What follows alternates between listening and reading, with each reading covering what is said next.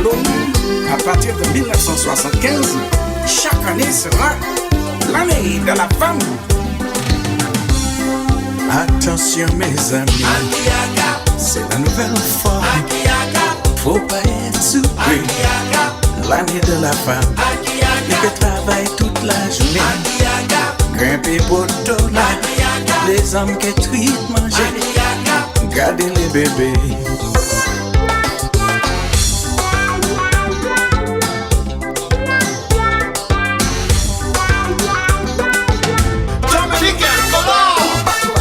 That's the way we're gonna really play the music. That's the way we're gonna really, really do it. Do it, do it, do it, do it, do it, do it, do it again. Ça c'est le couleur de la Dominique. Ça c'est le couleur de la Caraïbe. Ça c'est le couleur pour nous jouer musique. That's the way we're gonna really play the music. That's the way we're gonna really play the music. That's the way we're gonna really, really do it. Dominican, hello. This one is a special dedication to Mr. Bill Thomas from the Miller Man. All right now, music time, African music.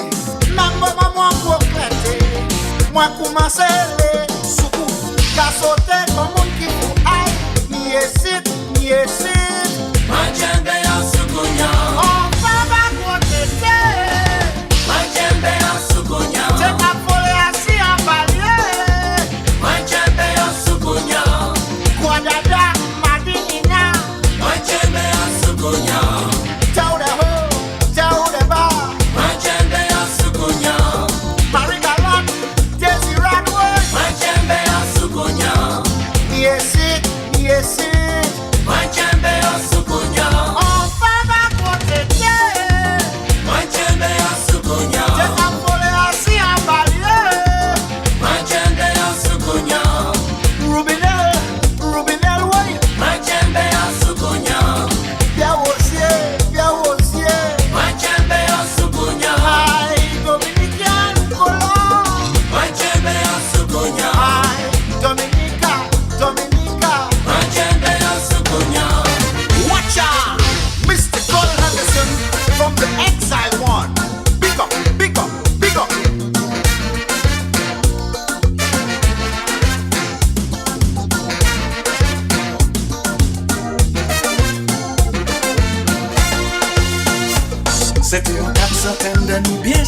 dans un petit bateau. Jour et nuit, nous coincés, nous bien battelot. Pas question de revoir Afrique encore. Nous en captivité, ça va qu'à faire fort. Débarquer dans un pays qui n'est soleil. Un peu comme chez nous, mais c'est pas pareil. Yo dressé moi, yo exposé moi avec beaucoup de soin. Et comme un marchandise, yo vend moi. Nous travail pour rien. Yo traité moi plus mauvais qu'un chien. Nous travail pour rien. Pour qui mon yo vend maman moi. Nous travail pour rien. En qui il yo vend 10 fois moyen. Nous travail pour rien. Pour qui mon yo vend maman moi. Nous travail. Welcome to Dominican Color, the total Cadence Lipso experience. Precursors of Soup featuring Ophelia, Jeff Joseph of the Gramax, Anthony Garcia of Black Affairs, and yours truly, Gordon Henderson of Exile One. Buckle up.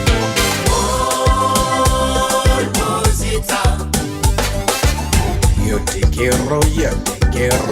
te quiero, señorita.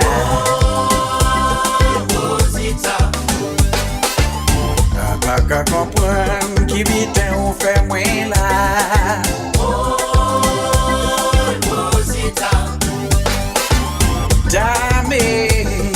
Dame la cosa, mira.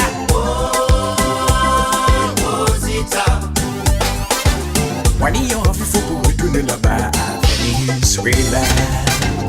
2 semaines à faire à Venezuela.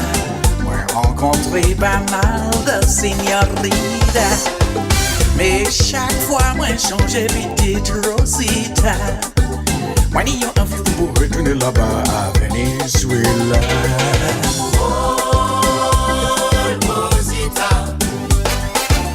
Yo te quiero, señorita.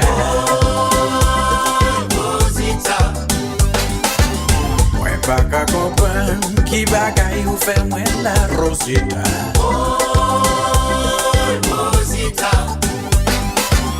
Dame la cosa.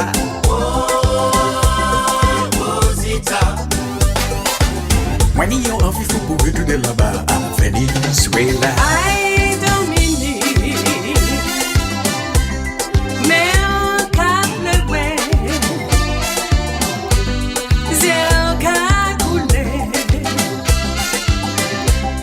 chacun watché.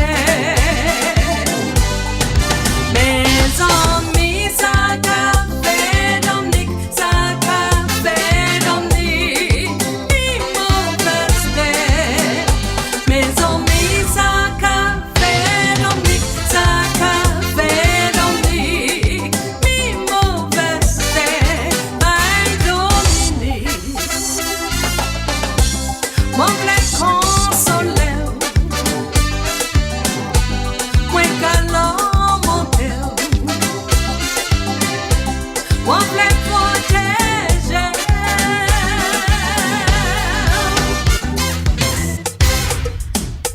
Ladies and gentlemen, Jeff Joseph of the Gramax. Woo! Thank you, Ophelia, a sister from Dominica. Yeah, this is original Gramax. In the year 1977, de l'année 1977. Amusement. Oh maman, amusement. Tout le monde, quand tu es tout partout. Tout le monde, quand tu es tout bonnement. D'après yo, C'est l'eau qui a dit dans café chotini, ambiance ça a commencé exploser. Bon capité pas de silence, yo commencé mépriser. Mi débat, on l'eau toi ka. Aïe aïe aïe, oulé oulé oulé oulé. Levez, levez, levez, levez, levez, levez. Est-ce que ça va ouais? Sorte de ça au milieu. Levez, levez, criez, criez, criez, criez, criez, criez.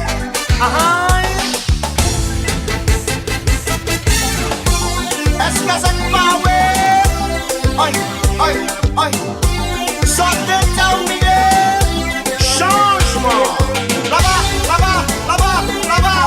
Now I'm gonna present to you Mr. Anthony Gossett from the Black Affairs, alright? Big thanks to Mr. Pierre Wolsey and Mr. Ronald Robinell for the participation on Cadence Lips of Music. Thanks to my brothers.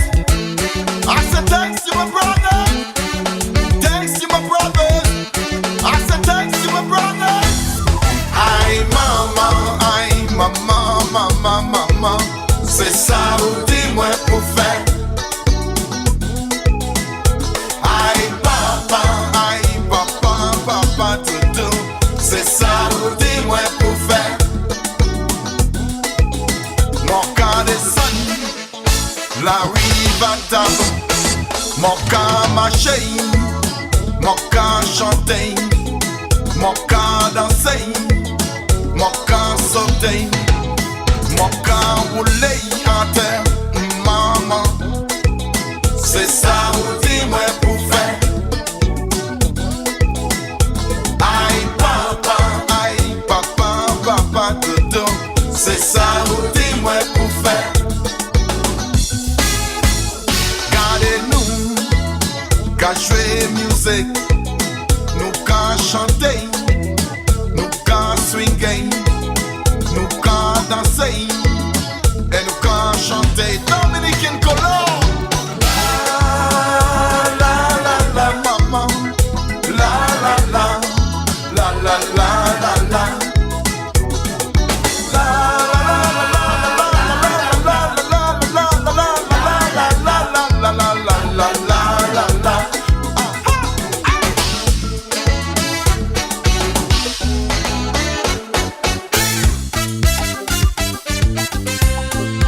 Rosita, mi amor. Dominican color, eyes out. Ophelia.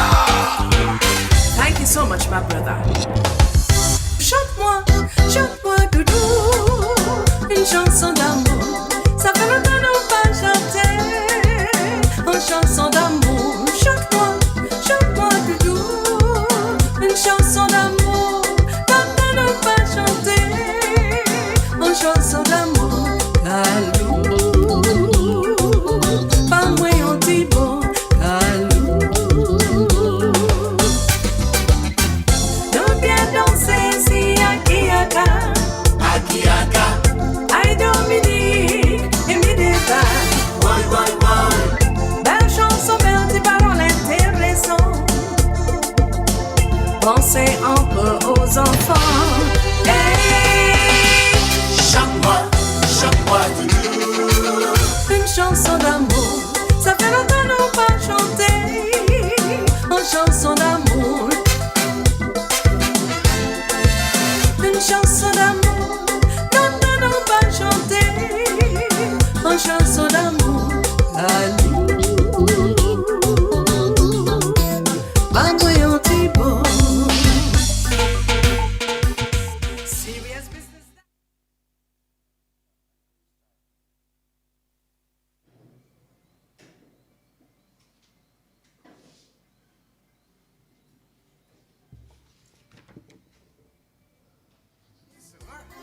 L'année de la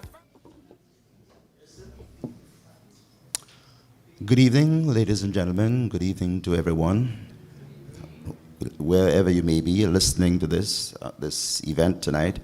we'd like those of us in here at the UE Open Campus Auditorium to please stand so we can experience the national anthem. Please stand, everyone.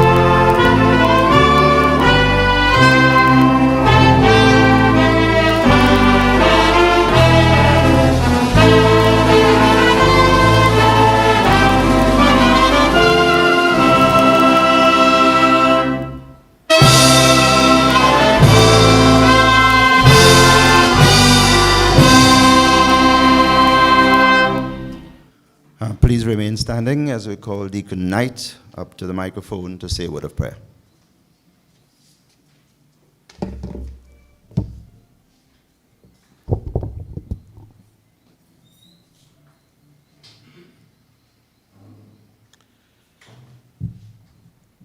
I pray in the name of the Father, the Creator, His Son, Jesus, our Redeemer, and the Holy Spirit, the giver of wisdom.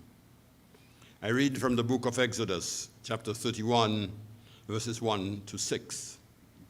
Yahweh said to Moses, "See, I have chosen Bezalel, son of Uri, son of Ur, of the tribe of Judah.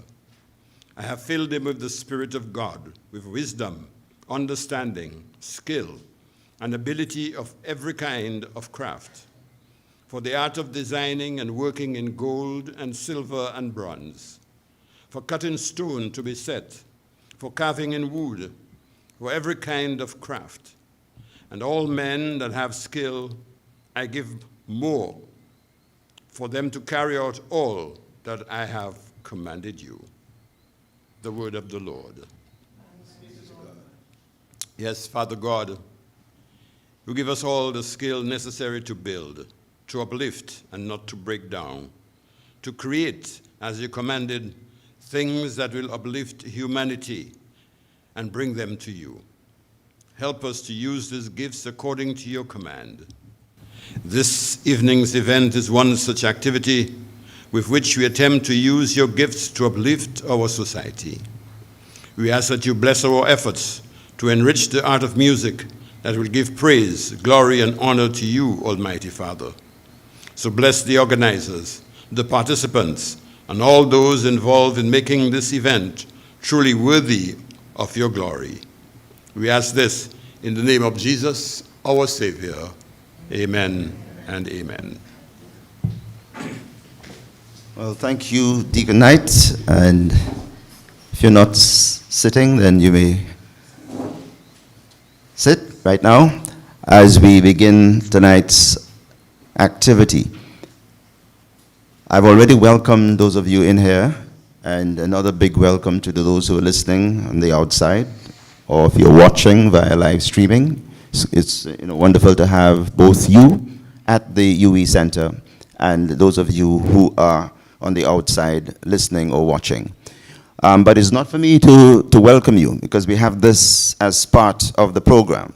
And the person who is down to welcome everyone to tonight's function is the man behind this activity, which is the third panel discussion in the Cadence Calypso Month activities, a night of Cadence and wine here at University of the West Indies Open Campus. So let's call Mr. Waddix, Leroy Waddix-Giles, to the microphone to welcome you to this event. Thank you very much, moderator. It appears that I'm too short for your stand. I would like to really welcome everyone here this evening to the third edition, the third panel discussion in the month-long Cadence Calypso month, the first ever.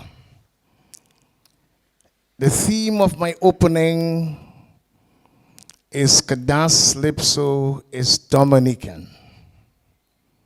100% Dominican.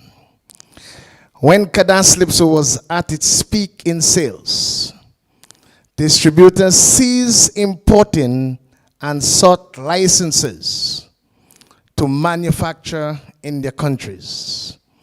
In France, there was Sonodisc and Barclay. In Germany, there was Metronome. There was a special recording distribution company in Colombia. In Jamaica, Dynamic, and we know of Byron Lee and the Dragonaires. In Barbados, Whirl. In the USA, R. Francis Records. In Japan, King. And in Africa, EMI in the Ivory Coast. And all of this can be verified on Discog on the internet. Besides reggae, and I want to repeat, besides reggae, no other Caribbean genre has benefited from such global demand. And I repeat, besides reggae, no other Caribbean genre has benefited from such global demand. There were several covers to Cadence Calypso sounds. The world famous DJ Bob Sinclair did versions of Exile One Viola. Brazilian Carlos Santos did a Portuguese version of Jamais Voessa entitled Quero Você. And this particular version sold over 1.5 million copies. Yes. And I just get some correction, 3 million. So a Cadence Calypso sound made by Exile One, a Portuguese version sold over 3 million. You can think of the population of Dominica over and over in this 3 million. We now move across to the same Jamais Voessa, covered by Dominic Lotte in Matnik and became a considerable hit on Jeham Harmony compilation. Fresh was covered by many, but a male vocal group called By La Voix, pronounced La Voix, got most success. Réfléchi avant au palais was covered by a white French singer called Carlos, and also by an Indian Ocean artist in the local Mayola beat. Rosita was covered by a Martinican group. Grammy Award rap producer Ninth Wonder did a version of You Have Lost the Battle with the singer Moz. They call their version Battle. The song is sampled in England by Ross from Friends and also in Finland. The music is used in video games and television series. SACEM, the Copyright Society of France, has 3 categories of membership: adherent, professional, and definitive. Of the 80,000 members, only 7% became definitive, which is based on a threshold of earnings. One Dominican Cadence Calypso songwriter has achieved that status. Countries visited and artists performed globally through Cadence Calypso and performing Cadence Calypso. African continent, just to name a few: Cameroon, Ivory Coast, Burkina Faso, South Africa, Algeria, Nigeria. In the Indian Ocean, La Réunion, Seychelles, Mauritius. In Reunion, and we heard from Anthony Gussie this morning, every other second, a Cadence Lipso song is played in a reunion, ask ourselves the question, what has happened to Dominica? Many countries in Europe, as far as Japan in Asia, North America, USA and Canada, South America, French Guiana, Suriname, Belém, Brazil, Cape Verde Islands, the Caribbean, English, Dutch, French, and the US VI. I said this morning on the news, and I believe it. If Cadence Lipso was a Jamaican or Bajan or Trinidadian genre, it would have gotten executive rotation on the DJ's playlist in Dominica. Why is that so? What has happened to the program directors and the managers of the various radio stations? This belongs to Dominica. This is not a Wadix genre. This is a Dominican genre. As we speak, there are young people in Finland, in Brazil, singing Cadence Lipso songs. Young people. Gordon sent me a new version of Fresh. And it's a classic from a very young person, which means Cadence Lipso transcends boundaries. The young, the old, the in-between. What has happened to Dominica? Welcome everyone. Cadence Lipso is a Dominican genre and not a Prince Waddick genre. Thank you very much, moderator.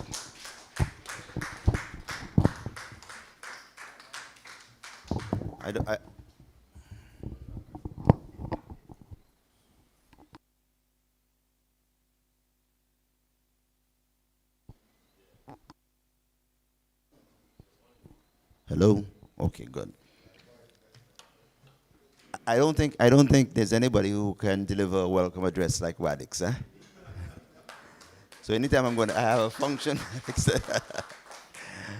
All right, thank you, Wadix. Okay, now we get down to the program. It's a pleasure to be here again. You know, I told you all the last time I was here that please bear with me. I'll be making another appearance. So hopefully this should be my last appearance in the series of activities that Wadix is having for public appearance, I'm saying, for Cadence Lipso month. Let me just give you an idea of what is next on the program. As you would have heard in the advertisements that were aired before this event, there are going to be 3 presenters tonight. Well, there was supposed to have been 4, but I see only 3 on the 3 presentations, I should say. The first one is, how did Cadence Lipso place Dominica on the map pre-independence, in the pre-independence era, the economics and social change, and this is going to be delivered by McCarthy Marie. And when we get to McCarthy's turn, we'll tell you a little more, but everybody knows Mac Marie. Now, the second one is, how did Cadence Lipso enter Radio Antilles at a time when Caribbean music was not broadcast? And we'll hear from Julian Rogers and Brian Mead, both of whom were very instrumental in the early days of Radio Antilles in establishing its presence in the Caribbean. And then the last presentation will come from Dennis Joseph, and he will be speaking on the Creole language and Cadence Lipso on the national radio. So, and then in between, we will have performances by some of our Cadence Lipso exponents, those of our artists, musicians, entertainers, singers who sing the music and present the music here in Dominica. There will be Lady S, Nadu, Class, Jerry Lloyd, The Web. We're looking forward to hearing from them as part of the activity tonight. So let's get going with our first presentation coming from Mac Marie, and we agreed, he and I, that there are a couple of things that I need to tell you about him. So let me get, this is the one.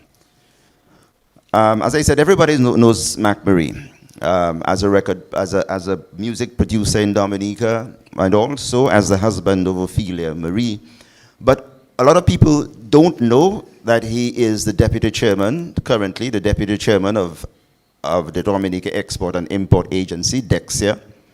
They don't also know, a lot of people, that he is the founding president of the Association of Music Professionals of Dominica, and he is the former chairman of the board of directors of ECHO, the Eastern Caribbean Copyright Company, right? Something to that effect, Mark, right? If I'm wrong, you'll correct me when you come to the microphone. And also the former president of the Association of Caribbean Copyright Societies, ACCS. There's more about Mark that some people don't know.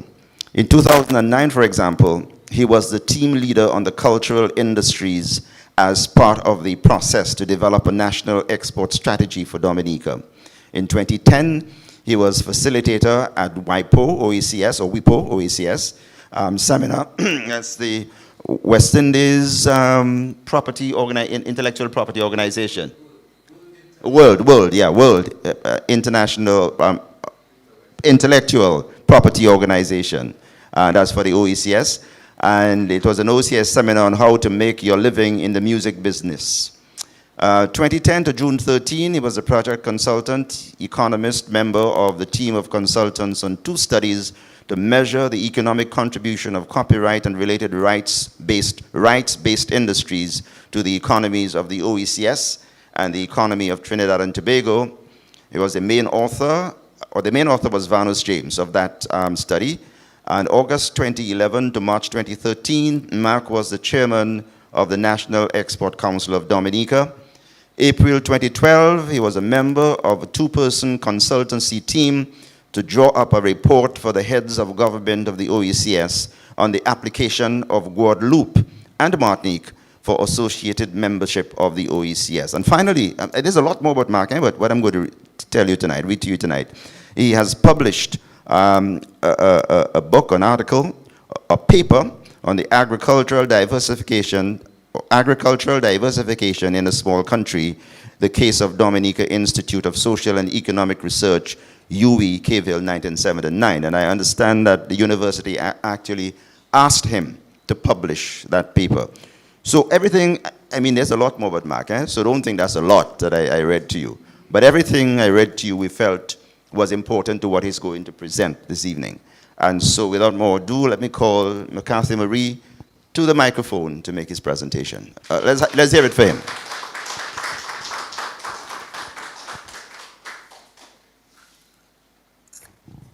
Bonsoir tout le monde. Je vais faire une présentation en créole parce que M. Joseph a expliqué nous l'importance de cadence, lipso et puis créole à ce radio là. Parce qu'en général, Wadix a essayé de tout le monde parler créole. Mais tout le monde a dit oui, c'est un bail, mais tout le monde a dit ça en anglais. Comme ça, si nous avons commencé à parler créole, nous allons parler créole. OK? Comme ça me suppose 10 ans là, c'est un peu d'histoire dans les années 60-70. Vous savez, vous connaissez ce qu'il y a en anglais, vous regardez la télévision américaine, surtout, vous attendez qu'on parle de baby boomers. Baby boomers, c'est les gens qui fait après la Deuxième Guerre mondiale, dans les années 50, qui a continué 60 et tout ça.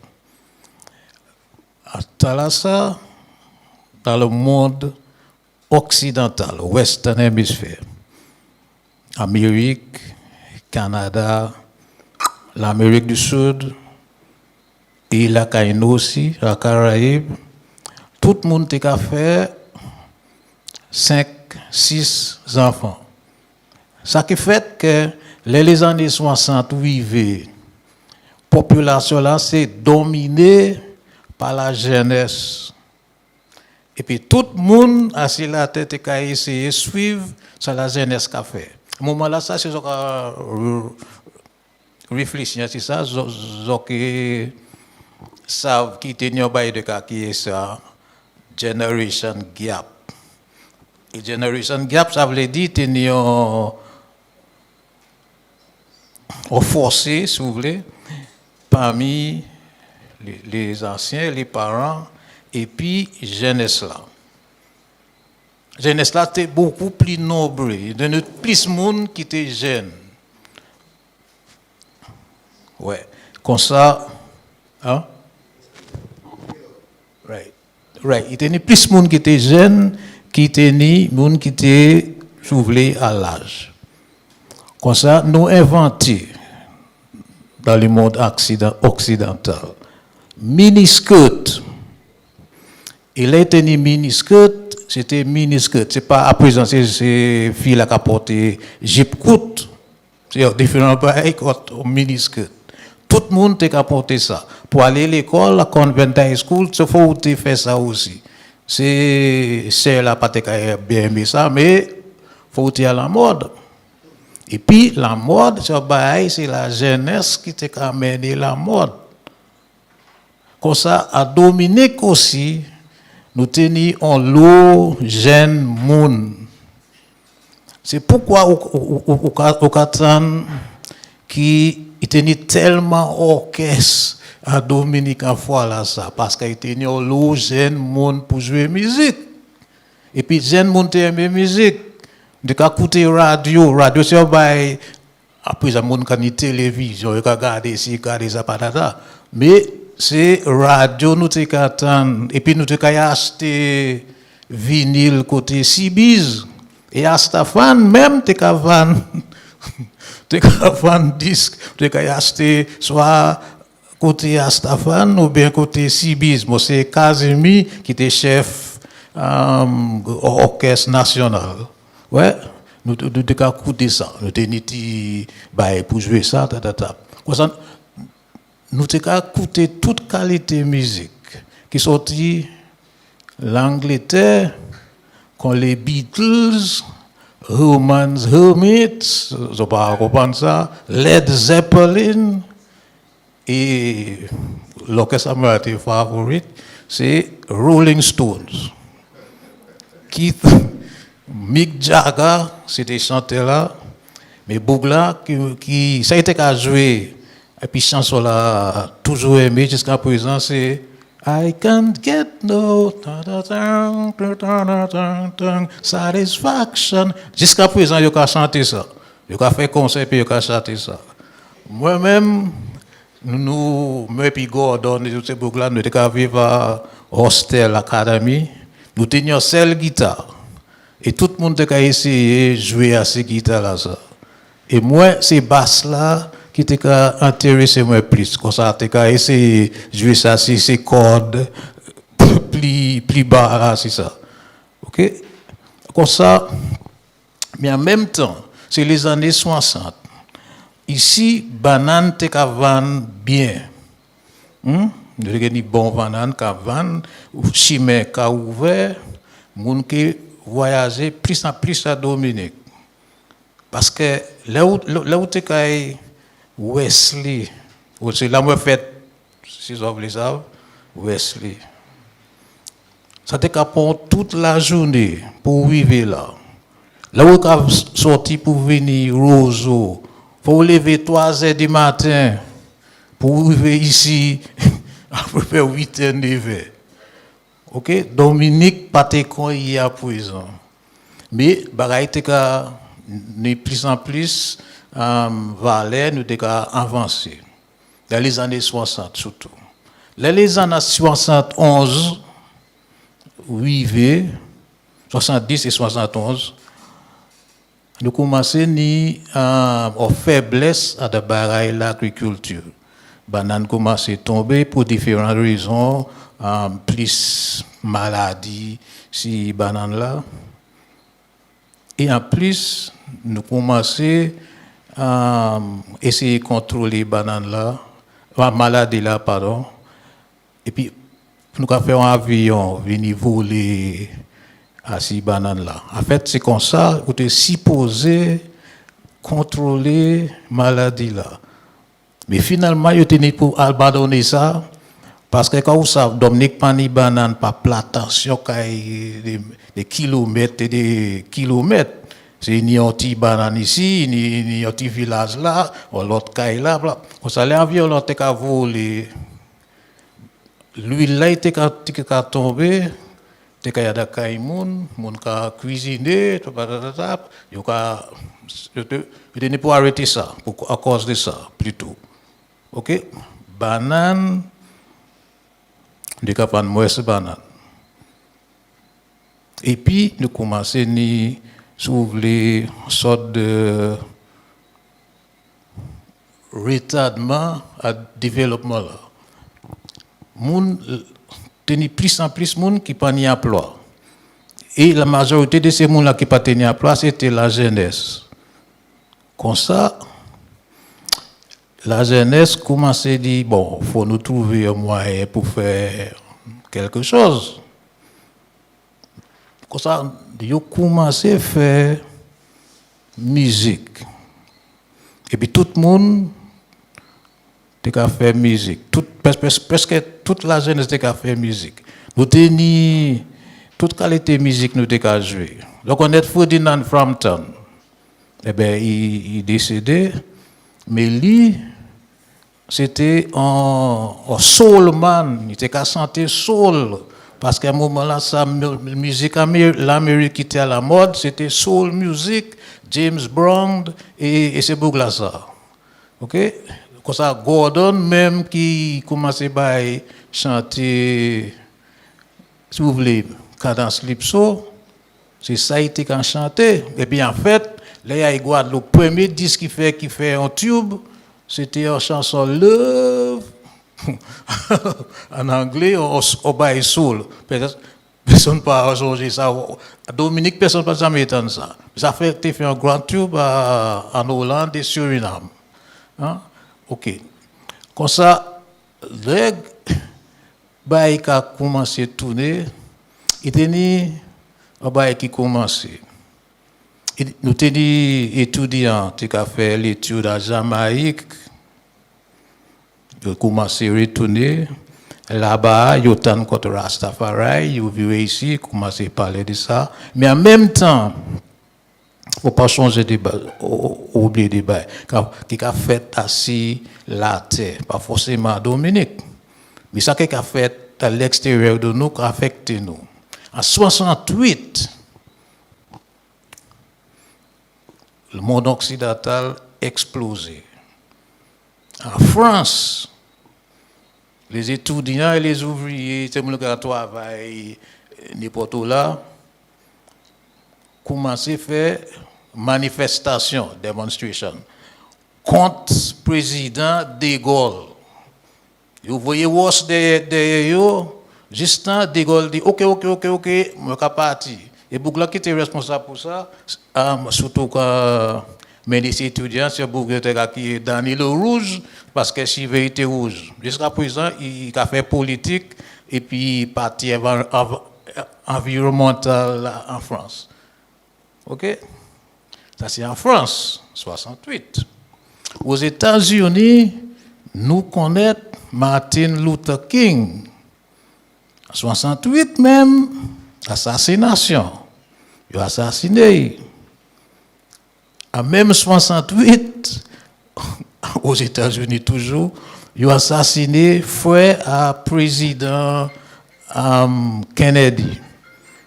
Robert F. Kennedy a assassiné aussi.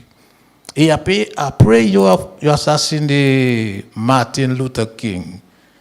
L'été là, ça, c'est l'été qui était plus chaud aux États-Unis. Toutes les villes, grands comme petits, météo, qu'a fait, si vous voulez, riot, émeute, et puis brûlé parce que Martin Luther King était mort. L'Amérique a fait la guerre au Vietnam. Mais juste nos amis, on a beaucoup aimé l'aventure, vous comprenez? Ils étaient ni soldats, ils trouvaient quoi, c'est Thomas. Il mettait quoi l'armée américaine, mais c'est pas jamais vu. À quoi peut-être il mort là-bas. OK? Comme ça, tout ça t'est fait. En même temps. Et puis, qui a affecté Dominique, mais mon père qui même mettait ensemble. Il la guerre toujours entre Israël et les Arabes.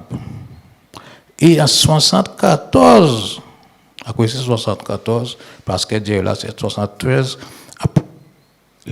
ces Arabes là dit bon, mais finalement, toute énergie sur la terre, plus ou moins, c'est nous qui avons ça, c'est monsieur. Et c'est monsieur qui a venu tuer mon nous là. Comme ça, il dit, nous qui continuons à vendre, mais c'est nous qui avons décidé, puis là. Et puis, il fait puis la montée très haut. Ce qui fait que l'énergie, c'est tout le monde besoin pour toute qualité machine, pour toute qualité. Si puis énergie monte, et puis obligé de payer en prix là, ça, ou pas ni l'argent pour acheter, s'ouvrir les linges, d'autres bails, normalement, parce qu'il faut dépenser tout l'argent aussi, l'énergie. Quand ça nous commence à une inflation aussi. Inflation, puis à tout bail qui a monté. Mais plus de monde pas ni travail en même temps. Comme ça, monde là, et puis nous, on s'ouvre un blocus économique, et puis pour nous, il faut nous chercher ici à Dominique des bails pour faire. Comme ça, les Gordon, et puis c'est Bouglaté, c'est Gordon, et puis c'est pas les premiers qui allaient jouer musique comme ça, mais lui était là, et puis le mouvement là a commencé. Comme ça, c'est l'autre jeune Bougla encore gauche. Il pas toujours en gauche. Avant de venir en gauche, il était toujours Kelly. Et puis d'autres boucs font un orchestre qui a marché bien ici à Dominique. Et puis nous partons faire disque à Dominique. Après le premier disque nous fait, Denis qui peut-être dis-moi si c'est vrai ou pas, c'est Siffler Montagne. Après c'est le gouvernement là, je ne sais pas permis, ok. Mais en général, orchestre et puis monde qui a santé partons faire disque. Nous avons acheté des disques qui étaient faits à l'extérieur, la majorité. Nous tenions des disques. La raison pourquoi me dit c'est siffler montagne, c'est parce que jusqu'à présent, même disque là, il était fait dans les années 60. Les ont joué ça à la radio, ça a toujours sonné bien, et moi-même personnellement, j'aime même bagaille là enregistrement à pas yo changer dire qu'il moderniser il faut exactement quoi il est là pour moi. OK, comme ça laissez Bougla aller premier et puis yo fait un disque un record en bas là et puis ça retourne ici à cette radio là. Tout le monde voulait dire oh monsieur, mais il faut nous faire un disque aussi. Mais nous ne pouvons pas faire disque ici parce que nous n'avons pas de studio pour faire un enregistrement. Nous n'avons pas d'ingénieur, nous n'avons pas de ça qu'il faut pour faire un disque. Mais c'est Bougla qui a fait disque. Comme ça, il faut nous aller là aussi pour nous faire un disque. Comme ça, tout le monde a commencé à suivre pour aller là-bas pour faire un disque. Et puis ça qui fait à ce moment-là, ça, c'est que quand Gordon disque a marché bien,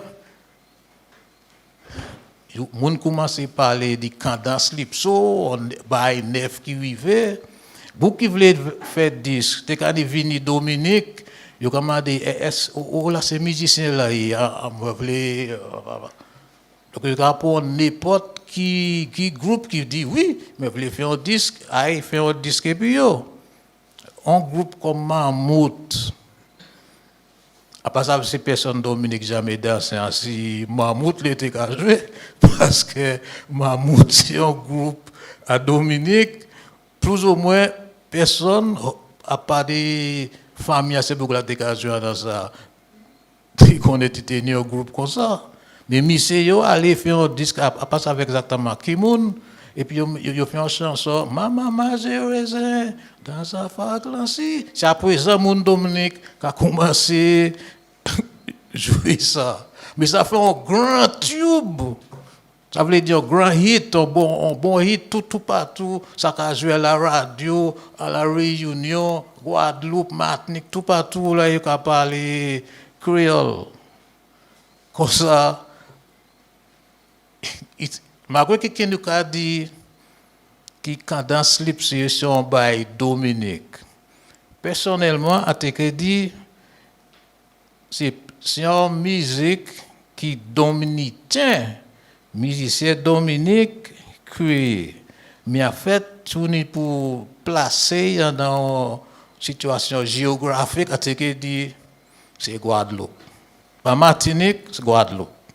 Malgré qu'il a fait plus l'argent Martinique que Guadeloupe, mais c'est à Guadeloupe tout le monde est basé.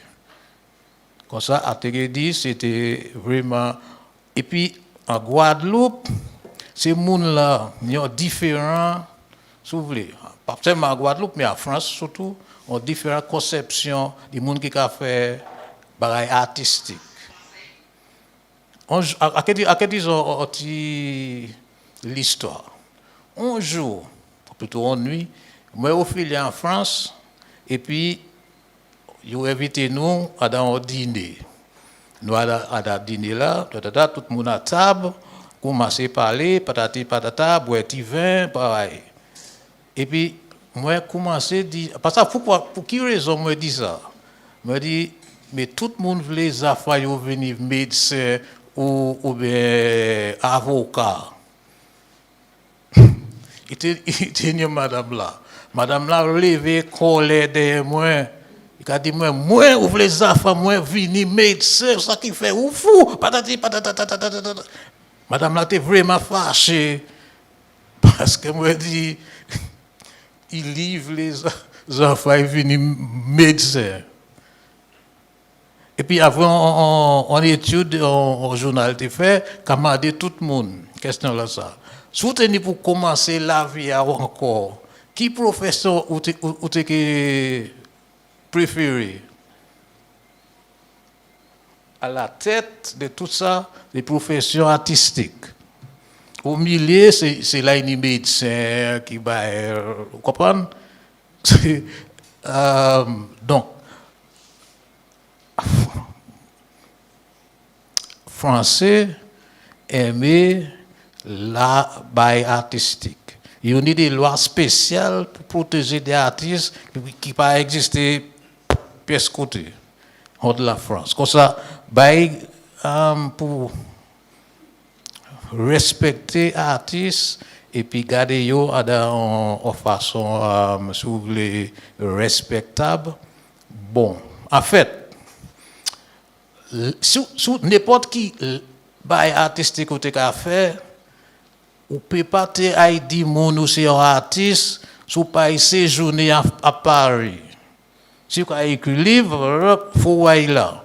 Jean Rees, c'est là, en fait, il est mort là, mais il était à vivre là, à Paris. Parce que c'est un artiste, il était jusqu'à présent, autant de côte, rive gauche, rive droite. Eh bien, rive gauche, c'est la intellectualité. Et pour moteur qui genre, sous ces intellectuels qui a fait livre, qui a fait là ça, Aimé Césaire, qui était maire à Fort-de-France, et puis député à l'Assemblée nationale à Paris, c'est le livre que c'était qu'à faire. Et soit Martinique, jusqu'à présent, tout bail nommé après Aimé Césaire. À Martinique, Aimé Césaire sont presque comme Jésus-Christ. Ouais, parce qu'il était qu'à faire livre, et puis lui, il était qu'à écrire français là, de façon meilleure qui français là même. Comme ça, il tenait grand respect. Nous faisons un concert des fois comme ça, à Martinique. Comme ça, les Gordon et puis ces bougs là, tu es en France, à Guadeloupe, ils ont un respect. Et puis, le respect là, qui reste pour ces artistes là, même si les artistes là pas faire l'argent. Et pour faire bail ou bien, on y a un certain respect. Dominique aussi, nous tenons dans la musique là, on baille comme ça, aussi, à expliquer. Et puis, c'est Dominique, ce pays-là, en fait, dernier bail là, où la monde a respecté musique et puis ça yo a fait plus dans toutes les îles de la Caraïbe, peut-être sauf les îles françaises. Ouais, ouais. Et puis ça c'est pour une bonne raison. À chaque pays, tout le monde qui suit sa élite là qu'a fait. OK? À Dominique, si vous voulez, il était une élite sociale et puis si vous voulez, on a une élite politique. Et l'élite sociale était menée par Madame Codéron. À Dominique, si vous voulez, dans ce temps-là, ça ne peut pas parler de bourgeois, pas comme ça. Mais si vous voulez chercher une bourgeoise, c'est lui où tu as cherché. Et puis, les lits qu'a dit, et puis même faire chanson, c'est il a pas voulu porter jeep là encore, badadi patata. Et puis, lui a forcé, si les autres monde là, autour de faut nous faire en play, en scène, faut nous danser, bel air. Faut nous aller à carnaval, faut nous faire ci, faut nous faire ça. Et puis, ils commencent à faire. Et puis, l'autre bail encore qui amène ça, c'est que pour te jouer musique avant les années 70 comme ça, faut te l'argent. Parce que la majorité de monde Dominique est en fait pauvre. Donc, moun là qui teni instrument pour jouer musique, c'est moun qui te pli, ils ont plus l'argent, ils ont un piano là caillou, comme ça ils ont joué patati patata. Le cinéma commence à faire à Dominique, à Caraïbe cinéma avant. Film là pas de venir puis musique. Chaque cinéma il y a un monde qui a joué musique pour accompagner le film là. Et puis c'est Madame c'est Couz là, qui était non, il était mettons il est en convent prep, mais c'est lui qui a joué musique pour accompagner ces films là. Jusqu'à temps les films commencent à venir et puis musique là déjà, eh ben tout ça fini. Comme ça. Et l'État Dominique t'a propulsé culture à Dominique. Ce qui fait que les gens qui, si vous voulez, moins éduqués, ni moins l'argent, moins bail, yo qu'à suivre ces gens-là. Ce qui fait que Dominique, c'est un bail qui est différent que ces autres îles anglaise là, ancienne colonie britannique. Et jusqu'à présent, ça a resté. C'est mon qui a dit, mon Dominique pas respecter artiste Dominique qui va patati patata. Moi-même personnellement, qui dit ça pas expérience moi ni, qui ça pas c'est pas vrai. OK? Donc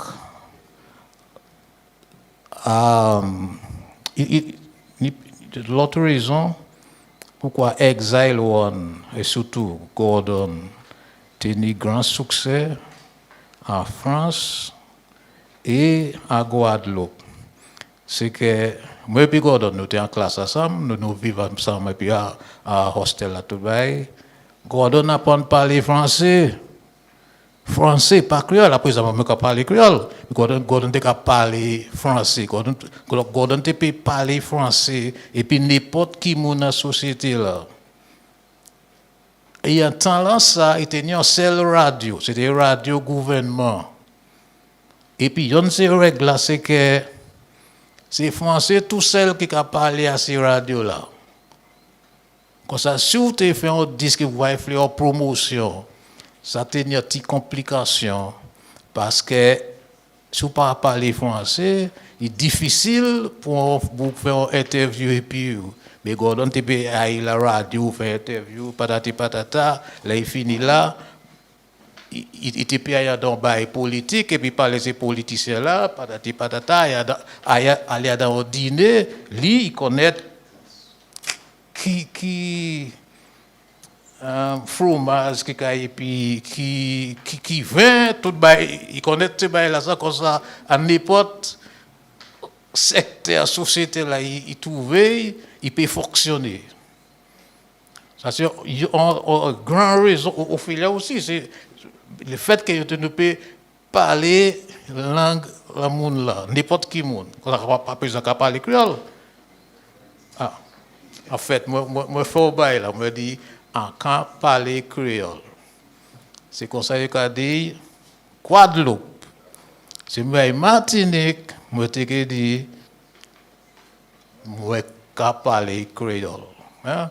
Comme ça il y a des différences. Si vous avez Guyane française, Cayenne, où là nous devons chercher l'or,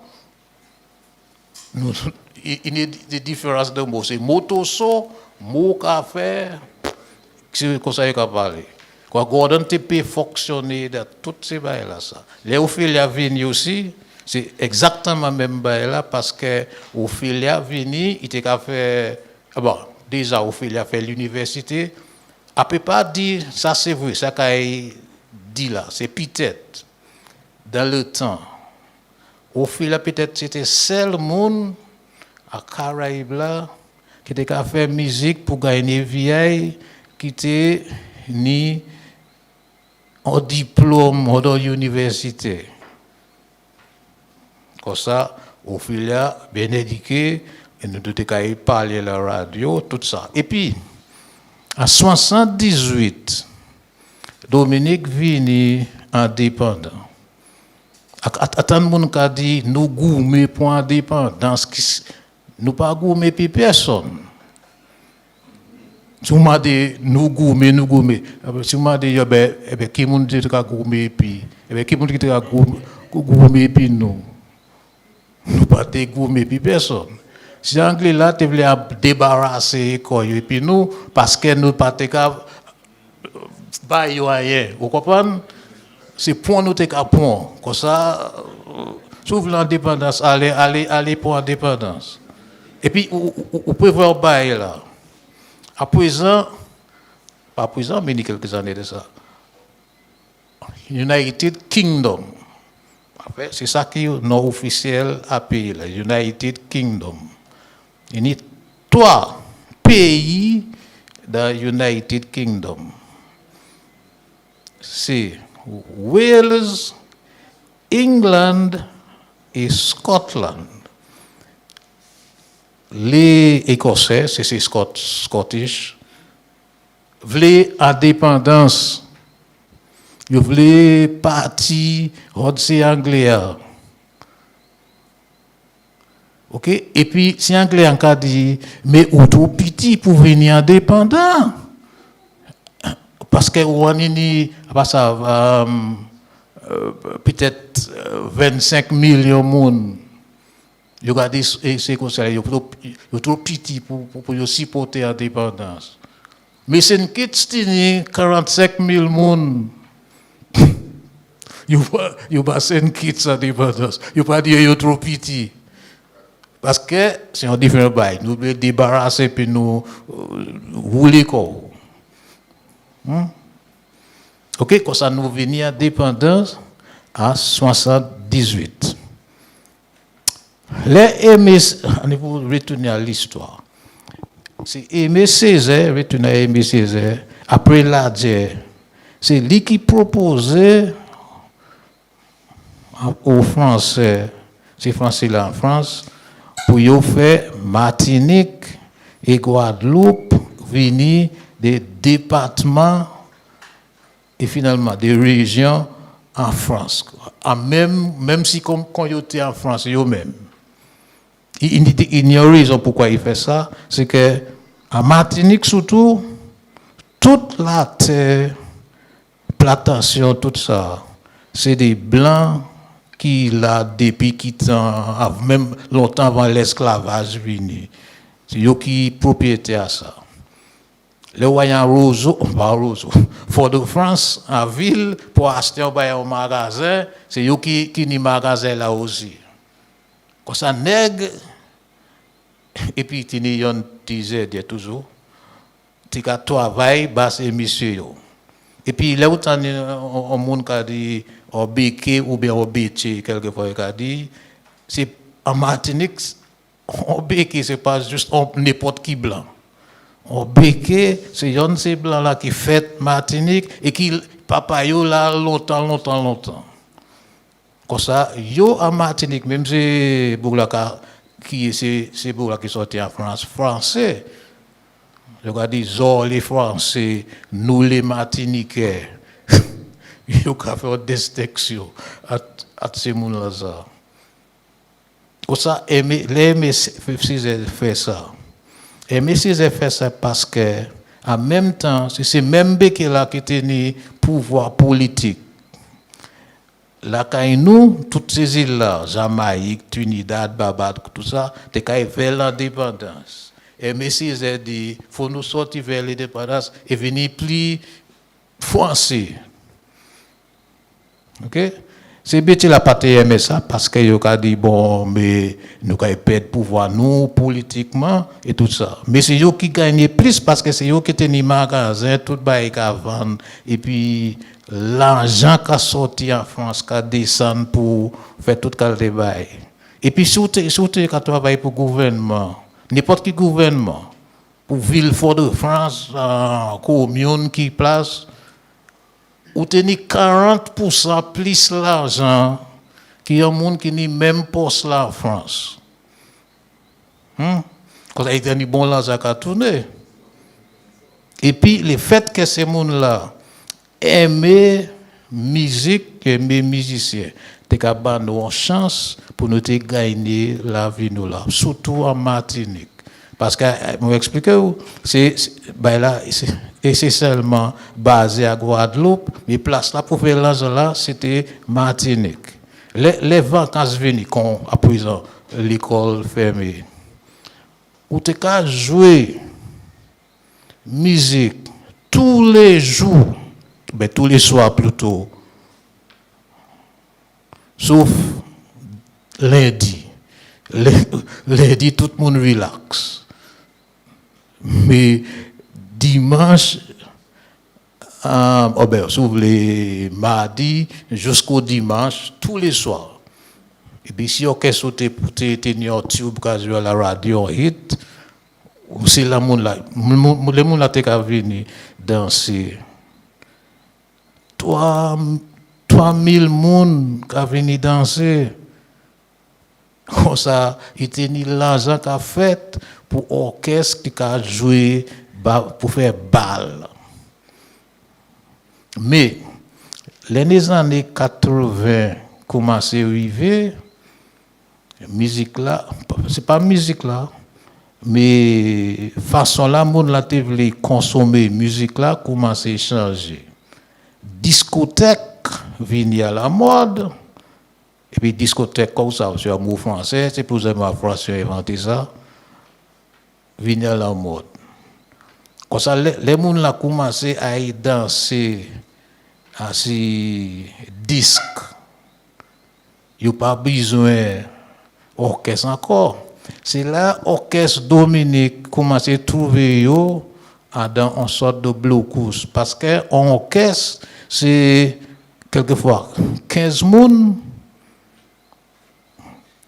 Donc, si vous avez joué tous les week-ends, bon, je te peux faire de l'argent. Surtout si vous avez un hit ou quand Martinique ou même Guadeloupe, ou qui joué différents bails. Mais les gens ont commencé à consommer musique à ces disques. Il n'y a pas besoin d'orchestre là encore. Pour ça, ces orchestres là, même si vous avez fait disque, vous avez trouvé difficile pour tirer les groupes là ensemble. C'est même pas qui vivait Gramax et vous avez dit Grand Max. À quel niveau l'histoire c'est Grand Max. Un jour nous avons fait un spectacle en Martinique, Grand Max, Ophélia et puis Cali, 6e continent nord, il était né à un moment là ça. Et puis organisateur là électrocuté devant moi comme si moi j'étais ici et il trouvait mort juste la ligne d'entrée là. Moi de là t'ai regardé ça. Ça qui changeait, on l'a règle là où il fait un spectacle Martinique parce que déjà lui comme organisateur t'es oublié faire des bails t'es supposé faire. T'es supposé annoncer c'est pour là qui a identifié.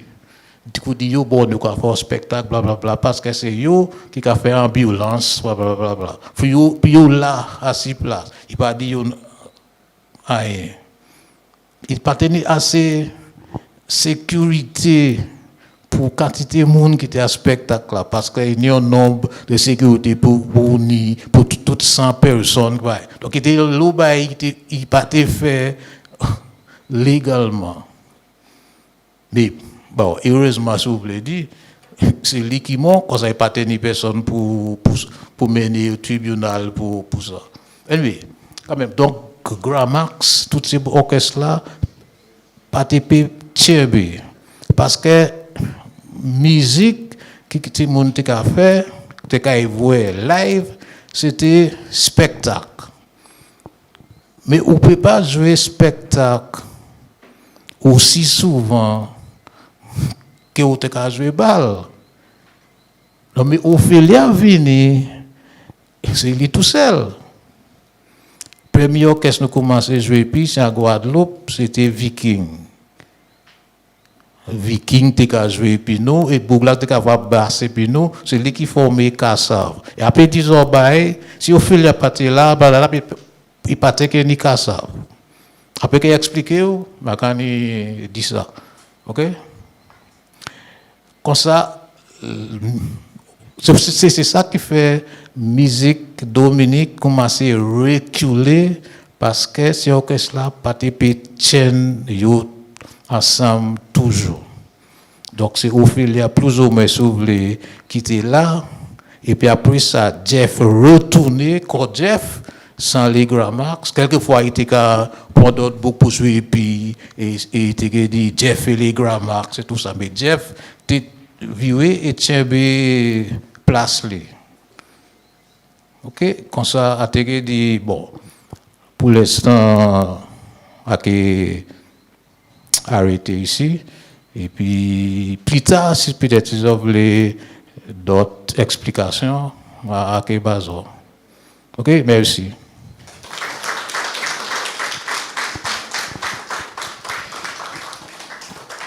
Eh bien, merci, Ota, Mark. You know, Mark challenged us this evening, right? And if there's anybody in here who was not able to follow Mark throughout his presentation, then it tells me that the work that Dennis Joseph and Felix Henderson and others started, we have to pursue that aggressively. But Tim, you can even well speak Creole. Okay. Okay. Kibon, thanks for that. Okay. I'll see if I can find time. Okay. Okay. Well, thank you very much again, Mark. At this stage, though, I did indicate to you earlier on that we would have some performances between the presentations. And right now, according to the program, Lady S is to perform.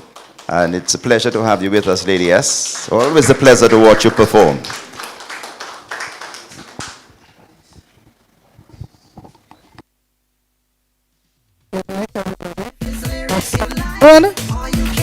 This one I call the Cadence Anthem. It reminds us to carry Cadence all the time. Produced by Dion Henderson, written by Lindsay George, myself. Also, Rock. I want to recognize you there for that chant in that song, okay? Oh yes. Alright. Welcome one and all to this rhythm experience. No matter where you're from, just let the beat take residence. If you came to fete, or you ain't sure yet, this music full of groove will make your body move. Many sweet melodies since the 70s, a cultural legacy, a deep philosophy. That's how it started. We were children then, but now we're grown. Calling all the people to this real sensation. Carry Cadence, future generation, our pioneers laid a strong foundation. Carry Cadence, Anu Shaye, Shaye Cadence, look at Shaye Cadence. Some don't seem to care about our music, and so the time is now to keep it burning in the mix. Everything we are embedded in the melody, so do not be afraid to embrace our identity. A national treasure, a value none can measure. So when it comes to right, take courage, face the fight. The beauty of this art form will help you right the wrongs and check your composition. Calling all the people to this real sensation. Carry Cadence, future generation, our pioneers laid a strong foundation. Carry Cadence, Anu Shaye, Shaye Cadence, Nuke Shaye, Shaye Cadence, Anu Shaye, Shaye Cadence, Nuke Shaye, Shaye Cadence, Shaye Cadence, Nuke Shaye, Shaye Cadence, Carry Cadence.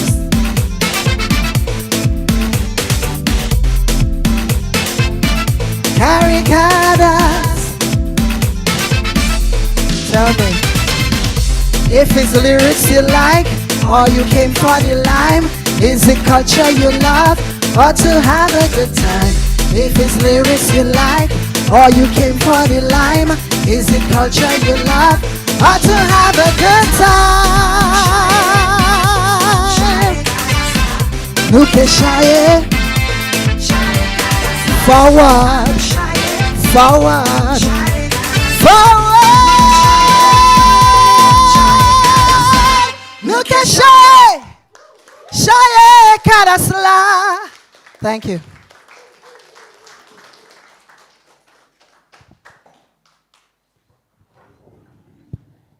Thank you. Thank you very much, Shirley. This lady has got a voice that always, yeah. I mean, I am hoping that somehow, Shirley, you will get the opportunity to have this voice produced properly. I mean, in terms of a recording, have a proper producer, and to get you to do the right songs and really bring out that voice.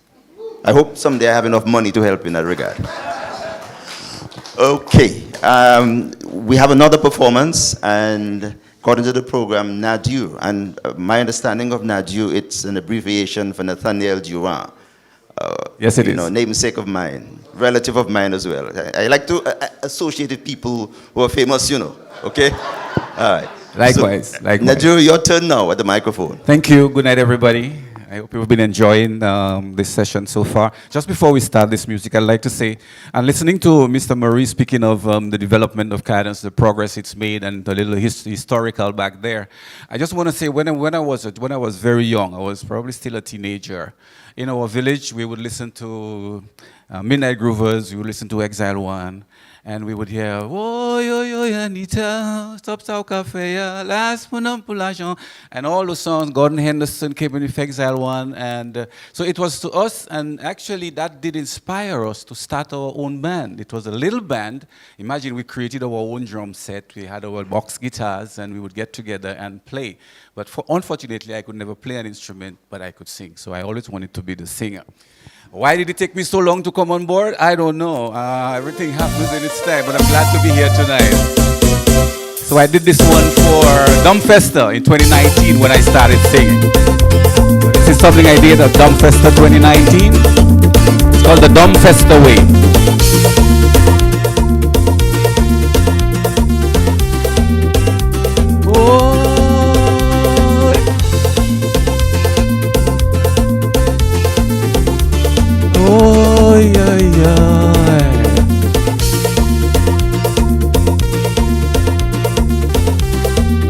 Here we go. To the four ends of this land, our cultural traditions firmly stand as we support it and protect in one common bond, caring and sharing, all participating and making a brighter day. The dumb fest away, reaching out, embracing unity for a better world for you and me, sharing rich cultural variety, living life as one family. We can do it, oh yes, let's do our best. So making a brighter day, the dumb fest away. So from the east and the north they come, from the south and the west they come, bringing their best with hearts and hands and voices, making a brighter day. The dumb fest away.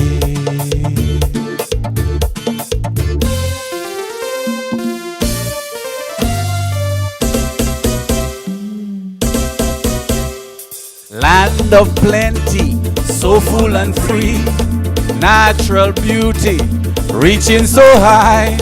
Tall is the body, up to the sky. White to Kubuli, Cinderella of the Isles, a gem under the sky. From the east and the north they come, from the south and the west they come, bringing their best with hearts and hands and voices, making a brighter day. The dumb fest away. Yes, from the east and the north they come, from the south and the west they come, bringing their best with hearts and hands and voices, making a brighter day. The dumb fest away. The dumb fest away. The dumb fest away. And that's the Dominican Festival of Arts, by the way. And so this is the English part of me. That's the Creole now. Yeah, yeah, yeah, yeah, yeah, yeah. Téléphone sonne, il pas ni réponse. Mwen ka hele amwe, sa pa ka fè sens. Depi ou kite, che mwen pa en place.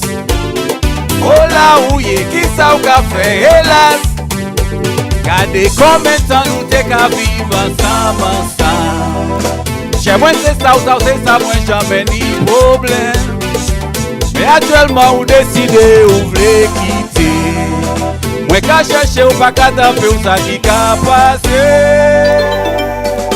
Si sa m'fè ki sa ki fèt mwen te ke vle sa.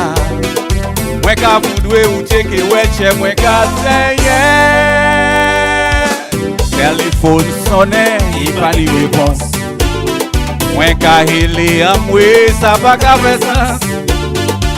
Epi ou kite, che mwen pa en place. Oh la ou ye, ki sa ou ka fè, hélas.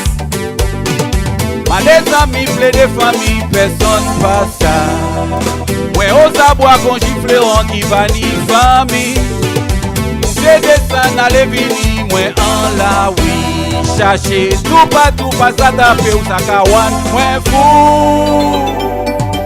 Kaka chile ou la ou ye mwen jawe zoli. Faut mwen trouve ou pisan chéri mwen pa ni la vie. Hear this now. I'm gonna love you still. Yes I will. Oh baby, can you feel my love for you is real. Whatever happens I will stand right by your side. I just wanna know why you have to go. What we have I won't let go. Together we can make it grow and take this love to higher heights, make our future bright. Pakite mwen, telephone sonne, Ivani we boss. Mwen ka hele amwe, sa pa ka fe sens. Depi ou kite, che mwen pa en plas. Ola ou ye ki sa ou ka fe helas. Wadidina kwada, Otuti Aditi, St. Lucie, Tobago, Muntu Batu, Dominique Mobakatano, Esula, Weponsiula, Big Sam fe ki sa ki fet mwen teke vesa. Mwen ka voudwe ou cheke weche mwen ka seye. Telephone sonne, Ipani wepon, kasone, kahele amwe, sabaka besan, kasone, ola ouye, kisa ou kafe, elas,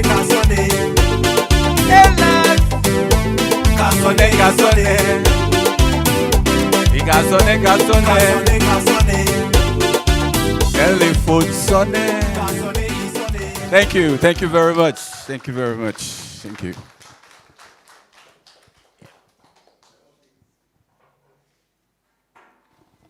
Folks, I don't want to sound biased, right? But can we hear it again from Nathaniel, please? In the Jew. You know, bro, I can't help it, you know, bro. So it is. You know, we as members of the Durant clan, we share some genes. Unfortunately, Ella, we do not share the same singing genes. That's, oh gosh, man. I lament that, you know. But anyway, thanks a lot, man, Nathaniel. Great performance. I think performances like these really warm Waddix's heart, you know. Yeah, you know, it tells him that all is not lost, you know, that we are on the right track to keeping this music alive and to reviving it. Okay, let's move on now with the presentations. And according to the program, the next presenter is Julian Rogers, and he's going to... Oh, no, I'm sorry, Brian Mead. Brian comes before Julian. They're both presenting on the same topic, but Brian is first, and he's going to talk about, on the topic, how did Cadence Calypso enter Radio Antilles at a time when Caribbean music was not broadcast? And Brian is going to make his presentation via video. Before we do that, let me tell you a little about Brian Mead in case you don't know. Brian is the former general manager of the state-owned Dominica Broadcasting Corporation, a former general manager. He's a graduate of the Montserrat Secondary School, graduate of New Brunswick Institute of Technology, Moncton in Canada. In 1987, he attended management, sales, training seminars organized by Aer Lingus Airlines. Well, basically, he has some experience and training in economic planning, marketing, and advanced customer service. He's the current chairman of the Board of Governors of, I'm not even sure if I should say that because we're not sure whether there is a Board of Governors at the State College at this point in time, but he was the chairman at one point. And he's a founding member of Dominica's first Toastmasters Club, served on the board of directors of the Caribbean Hotel Association for 3 years, representing St. Martin. So let's make welcome Mr. Brian Mead as he makes his presentation via video. Brian, welcome. Hi there, and good evening, everyone. First of all, I want to congratulate Waddix on this epic and creative month-long manifestation of the Cadence Calypso genre. I think it is long overdue, and I've listened to the first two presentations and learned quite a bit of the genre I never knew, even the definition of cadence. And I wish to thank Gregor Abes for that very interesting information. Well, thank God for new technology. I'm able to make this presentation via Zoom or video. As you know, excuse my background, I'm in my bedroom. I dare not show my camera further down. I'm still recovering from a spinal operation. But other than that, with God's healing hands, I'm getting there slowly but surely. But to go to the matter of hand, before I give you a background of how Ray Angeles of the Big RA played an influence in promoting Cadence Calypso, I think it's important that I give you a brief history of how Radio Angeles started. Now, Radio Angeles started broadcasting from Montserrat, the southern end of Montserrat, around the mid-60s, about 64, 65, thereabout, 1964, 65. Some of you in the audience, I'm sure, were secondary school students or primary school students at that time. And you would have remembered the Big RA. Most of the DJs, by the way, at that time, when Radio Angeles first started, came from Radio Carolina. Radio Carolina was a pirate ship that anchored in the English Channel and broadcasted from there to London and the other parts of the United Kingdom. It was a pirate ship because it made its money from commercials, which the BBC was not allowed to do. Now, the DJs that came from there were guys like Pete Bowman, Paul Noble, who runs a recording company in Jamaica, Brendan Power, who now lives in Ireland, and Lee Mason, who is in California, last heard from California. And then we had some from the French side, some of the French announcers.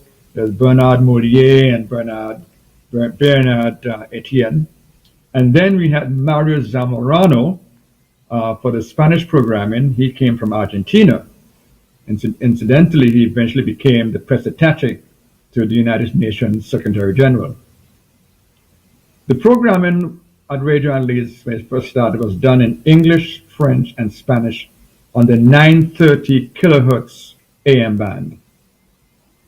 It was 200,000 watts, which made it the most powerful commercial radio station in the entire Western Hemisphere, including the United States. Why? Because in the United States, radio stations were not allowed to broadcast more than 50, commercial radio stations that is, were not allowed to broadcast with more than 50,000 watts. So the broadcast footprint extended from Puerto Rico in the north right down to Central South America, including Brazil, especially at nights. Reason being because the AM frequency band all at nighttime, for some strange reason, always traveled further. So they were able to reach an audience in Central South America. The transmitter was huge. It was about the size of today's 20-foot container, you know, and interestingly enough, radio at that time became so popular that CBC in Barbados changed their frequency to 900 kilohertz on the AM band just to block out Radio Angeles. So unfortunately, we lost our Bajan market. But some people, depending on what part of Barbados they were located, they could still hear Radio Angeles. Now, I was the first Caribbean radio announcer to go on air at the request of Mr. Kamaj, who was the owner of Radio Angeles. He heard me on Radio Montserrat, now called ZGB Radio. And in fact, when I came on air, I mentioned I was the first Caribbean announcer, and also I was Dominican born. So that added to the interest, you know. Eventually, I left after 6 months to go to university, and then returned in the late 1974 under the stewardship of Julian Rogers. Now, our programming at the time was restricted to 6 to 9 a.m. with English, French 9 a.m. to 1 p.m., where we would break from maintenance, and then English resumed from 3 p.m. until 7 p.m. The French came back on again at 7 p.m. until 10 p.m., and then Spanish came on from 10 p.m. to 1 a.m. Then now in the early mid-70s, I would say around 74, 75, around that time, The French programming then shifted to two frequencies, 740 kilohertz from Montserrat to go to Guadeloupe, and 1450 kilohertz from a transmission site in Chateau de Belair in St. Vincent to reach the Martinique audience.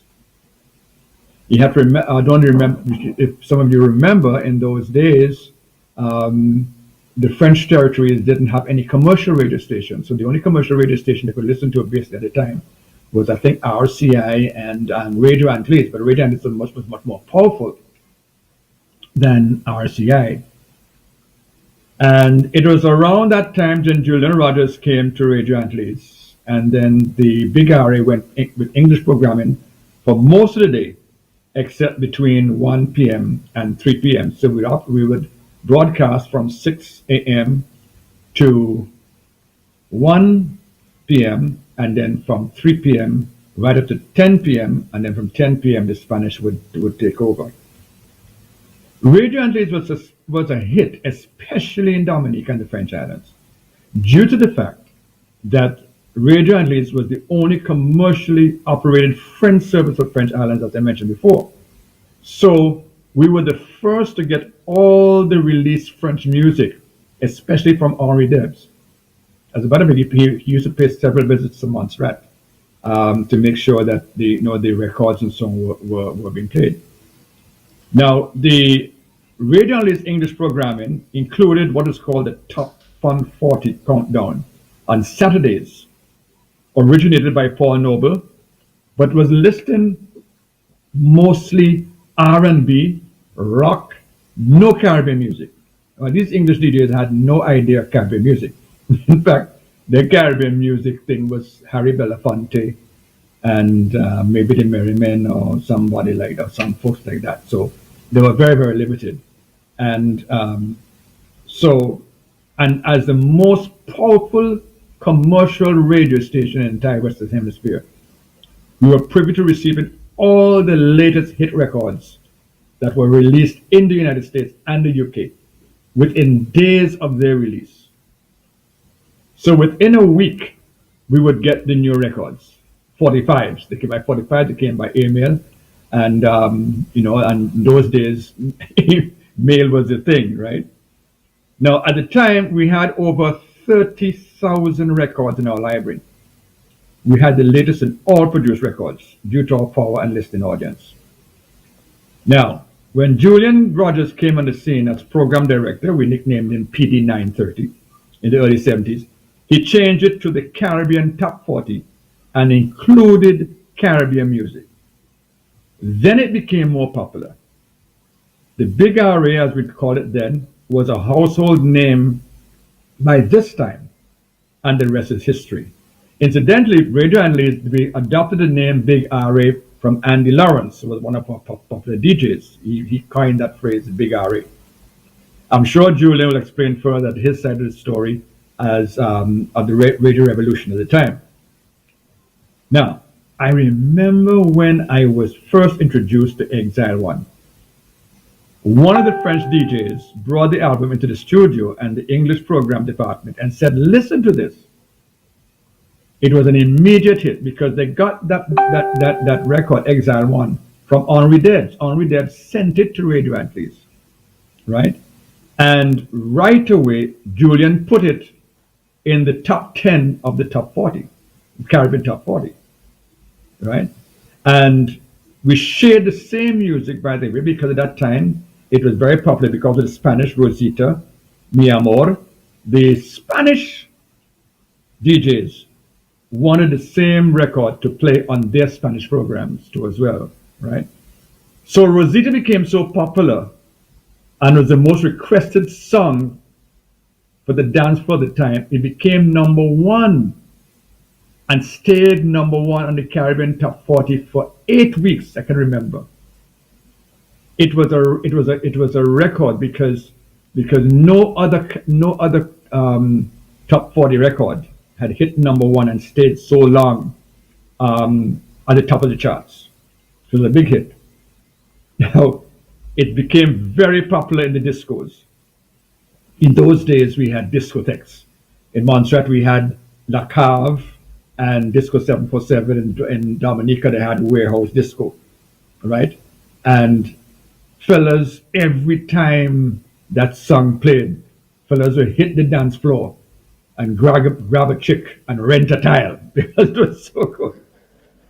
As a matter of fact, I think that song Rosita um, had an influence in Arrow's producing of Hot, Hot, Hot and Raise Your Hand If You Want to Jam, a long time, right? And those three tunes were very popular in the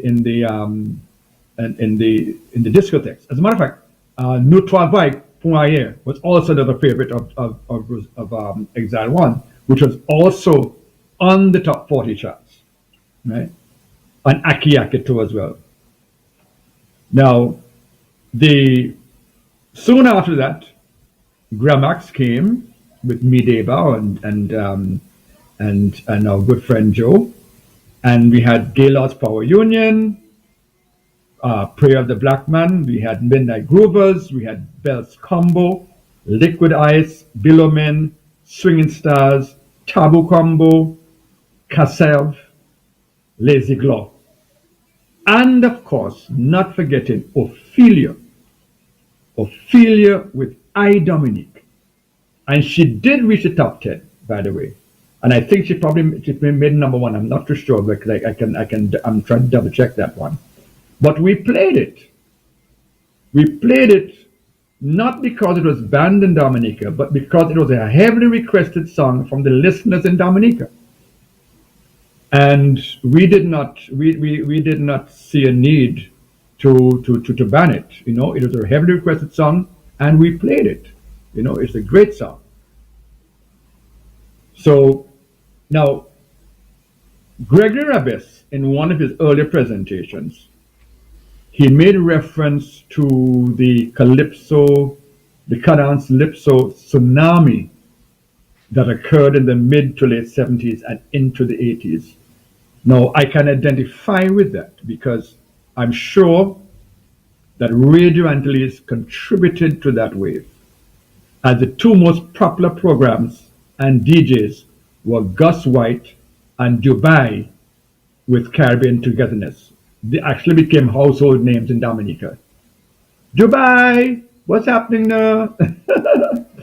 And let me tell you, their fan mail was off the charts. They received at least over 300 letters on a daily basis. And I mean letters, not texts. Try putting that into today's context of WhatsApp messages, right? The fan mail was just great. Well, of course, in those days, we didn't have internet, so everything was done by mail. You know, you used to write on a legal pad or on these A-letter forms, these blue forms, you know. That was good. So in retrospect, that wave, that tsunami that Gregory Rabes spoke about with the Cadence Calypso, I think that finally diminished when, unfortunately, Hurricane Hugo devastated Montserrat in 1989, which caused severe damage to Radio Antilles, and subsequently in 1995, the eruption of the Soufriere Hills volcano, which totally buried Radio Antilles for good, as it was located at the base of the volcano at the time. So there's nothing left. It's the end of an era. Like I said, we received thousands of fan mail, especially from Dominica, and especially from popular but very interesting names of villages that come to mind: Dodan, Bioche, Dubla, Anse de May, Anse Solda, Capuchin, Pébouche, Penville, Zikak, Sinikou, Thibault, Viekaz, and others. And it was very interesting to us because these were names that sound very colorful. And as a matter of fact, when I went back to Dominica, I made sure to go and visit all of those villages just to see what they were like, you know. And they're so pretty. They really represent the names very well. So I make no apology that during those years, Radio Antilles was the most popular radio station in Dominica and the rest of the other Windward Islands. I stand corrected But I think that at the time, DBS only operated with 10,000 watts. But not only in the music that we were popular for, but also in the news coverage. Everybody used to rush home to listen to the 6 p.m. news and the soap opera at the time, which was called A Place in the Sun. That was a big thing. I mean, fellas making sure they reach home for that, you know. And especially in the civil unrest of 1979 and the aftermath of Hurricane David. Dominica was our favorite island. That's why as soon as Hurricane David passed, Julian Rogers and the general manager organized a charter and a party of 6 staff, which included Raymond Lawrence, Abu Bakr, Linda Waldron, and myself, and 2 French announcers. We came down to Dominica to broadcast live from Dominica on a daily basis to give reports. It's the only time in my memory that Radio Angeles did an outside broadcast. So that is basically how we operated and how we promoted Cadence Calypso to the world. Julian I'm sure, would have his take on his perspective as the program director for Radio Angeles. He's an awesome guy to work under. In conclusion, I want to thank Wadix and Gordon Henderson for the invitation to be part of this historical occasion, for the excellent organization and presentation so far. It is of tremendous historical significance and should be treasured for years to come. I would like to make a suggestion, if I may, or recommendation, that maybe the next Cadence Calypso month be held in the month of October to coincide with the NCCU's Cadence Calypso contest, culminating in the World Creole Music Festival and Independence. I think it will be a good marriage, but I guess that's something that the authorities will have to look at. I love smooth jazz and I love Cadence Calypso. These are my favorite genres of music. I listen to them all the time. And that's why I end, folks. Good night, folks, and enjoy the rest of the evening. Good night.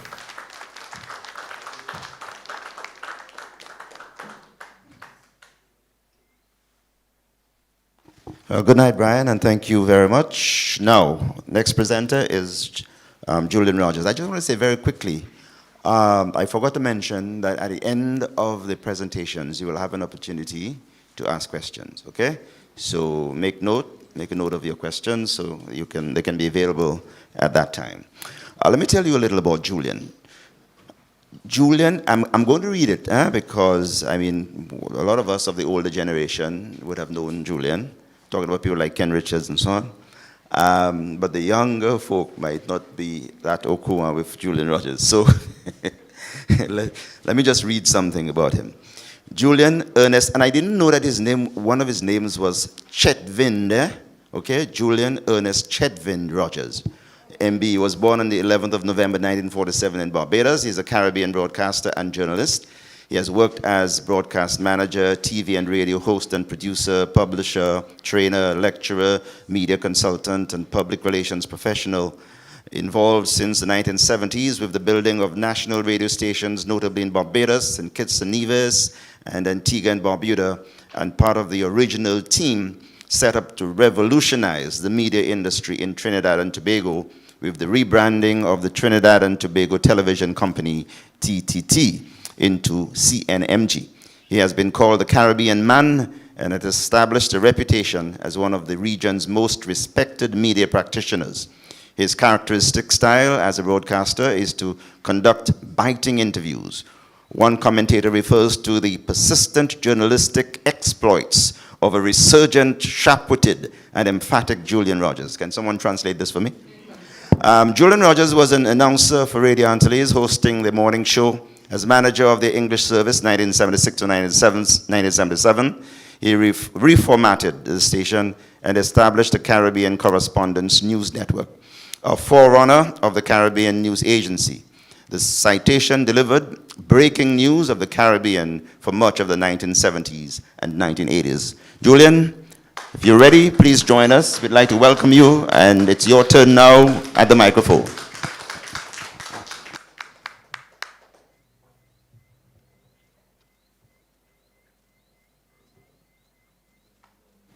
Can you hear us, Julian? Mr. Rogers? It seems to have stuck. Yeah, it's frozen, yeah.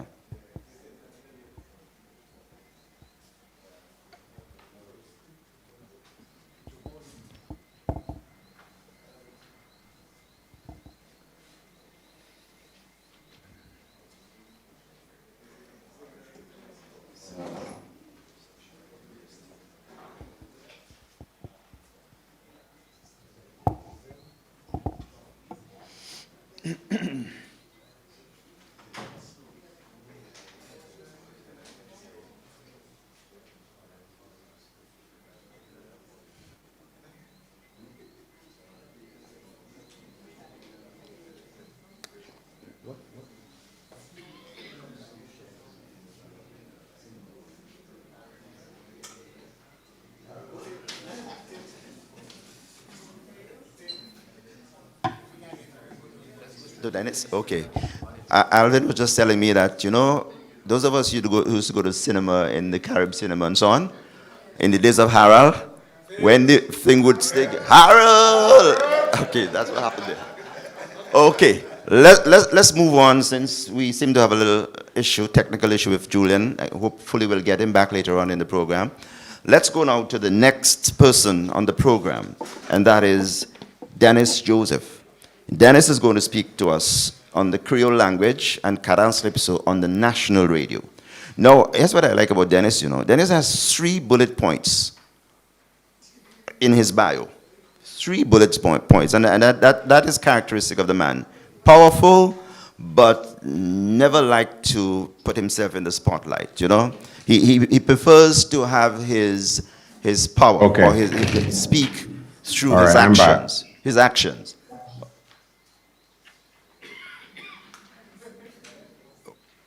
What do we do? So, go with Dennis? Yeah, okay, good. All right, so let's call, well, Dennis is a former manager of DBS Radio, and one of the perhaps most dynamic promotionals on radio at that time was, those of you who were around will remember, the man with the master plan, right? And did he deliver a master plan for DBS, you know? This man here probably has a lot to contribute to do with what is happening right now, because he was the one, yes. Yeah, I mean, we're all familiar with the work that he did in bringing Creole, the Creole language, to radio and getting Dominicans to accept it so that Mac Marie could come here tonight and do an entire presentation in Creole, and all of us could sit here and understand it. Those who didn't were afraid to say so because did I look bad, you know? So let me call Dennis Joseph now to the microphone to tell us how Cadence Calypso, wait a minute, the Creole language and Cadence Calypso on the national radio.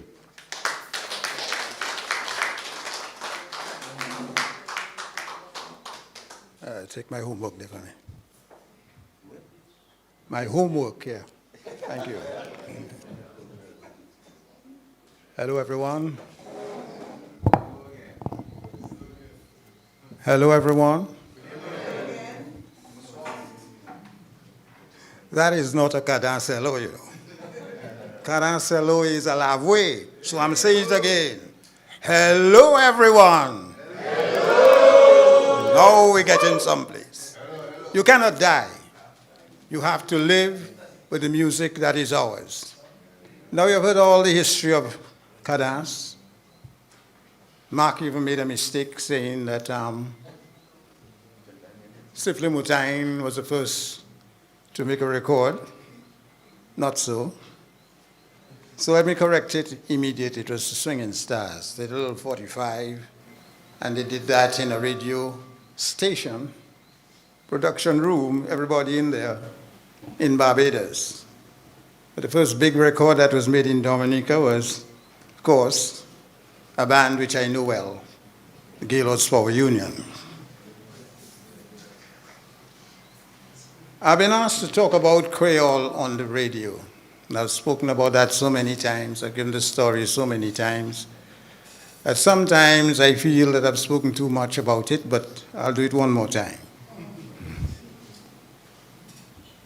When my good friend Alvin Knight, who is here with me, and he can support me, I hope. When Alvin Knight, who was the assistant manager, and myself started to speak about it, and the new programming that we had to have at DBS, I told him that I thought that we could bring in Creole, patois.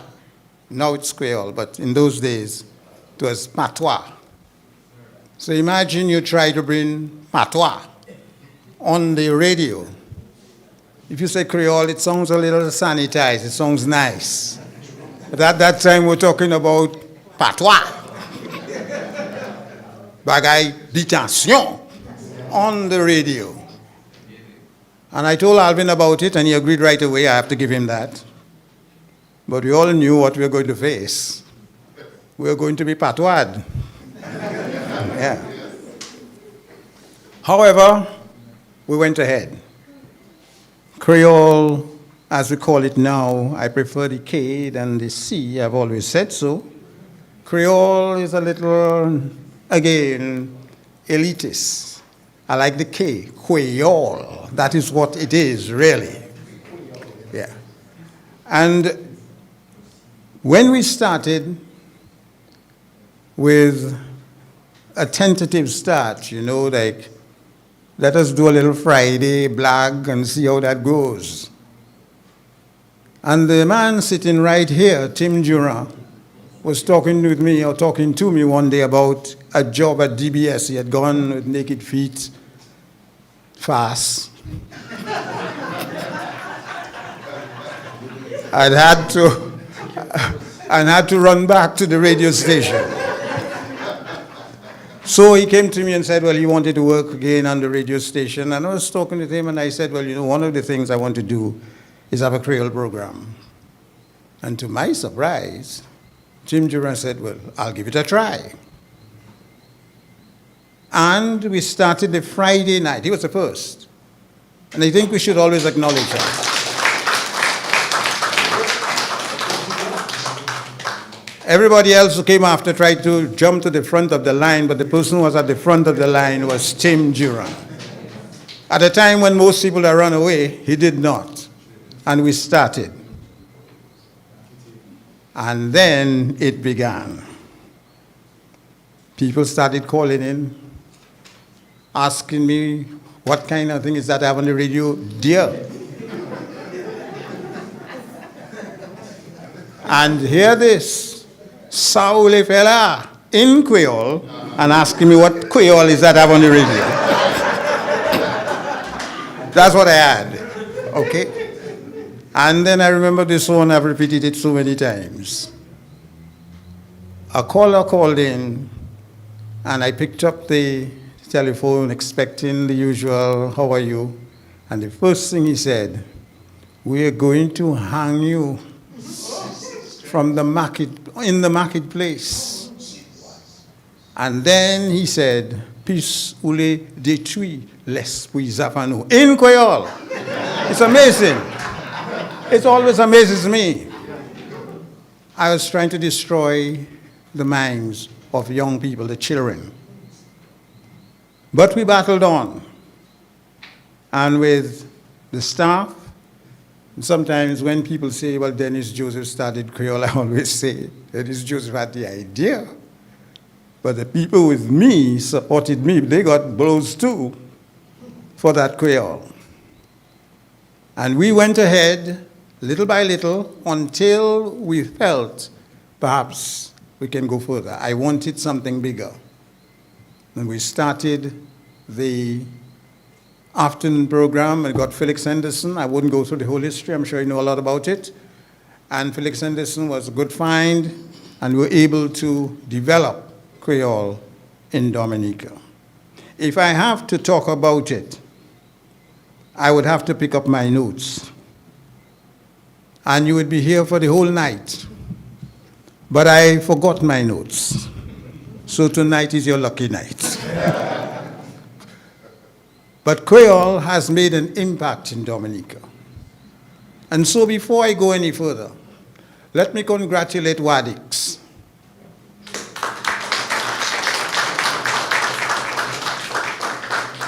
Because when I was trying to push Creole in every way, Wadix was there. I gave him programs to do, and he responded very well.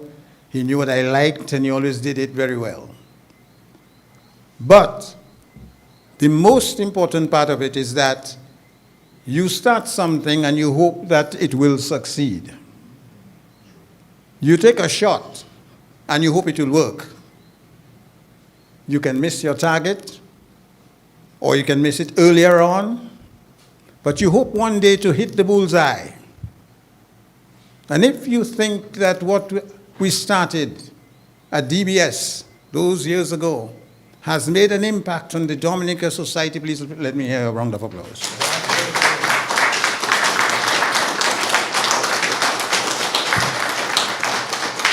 Well, I'll have to take that. I'm sure you tried your best to do better, so I'll take that. Now, Cadence. Just about the time I took over as manager, I just come from, of course, one of the big bands of Dominica in those days, the Gaylord's Power Union. Just about that time, Cadence was starting. Now everybody's talking about how great it is. But Alvin will tell you, the Creole part of it, they did not like at all. They loved the music, but not the Creole parts. So now you wouldn't believe that. It has been successful because here we are with a whole month of Cadence Calypso. When we started, it was a problem.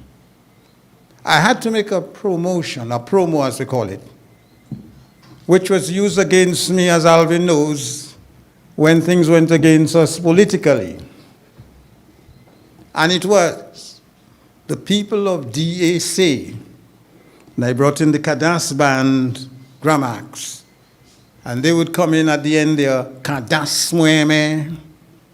And I would promote this all the time, the people of DAC, Cadence Mweme. And it came on it came to the point where Gramax, when he would start a show, would say, the people of DAC, Cadence Mweme. There is something in there I'm sure you missed. I didn't say Dominica.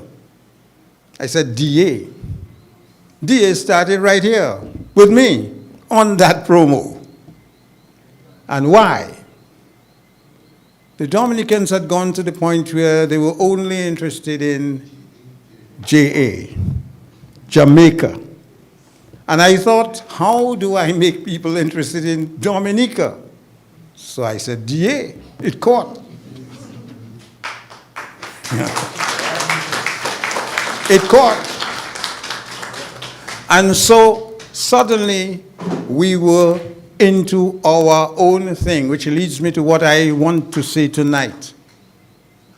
I do not want to give you a long history lesson. I'm sure you've heard history lessons long enough. Some of you have failed history. You do not want to be reminded about that.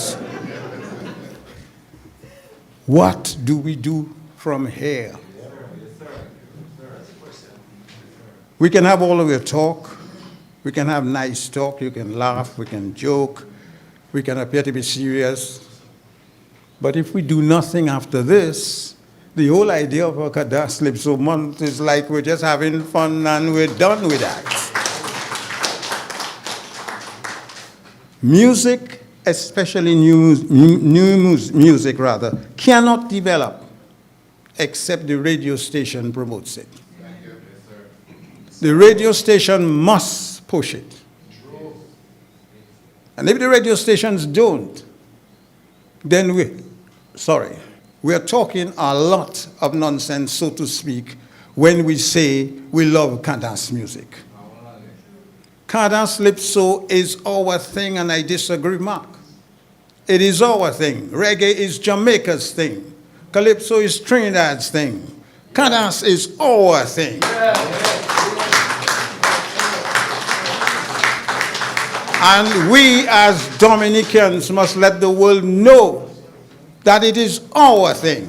But it cannot be our thing if we don't show the world that it is ours. I'm calling on the radio stations right now. Let us start a movement towards bringing Cadence back. Yeah. It is beautiful music. I played this music in England and other places, and people start to sway because it's lovely music. It lends itself to orchestration very well, as you should know.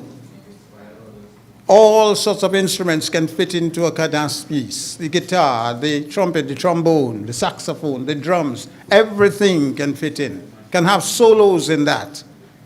Why did we lose that music? Why did we lose it?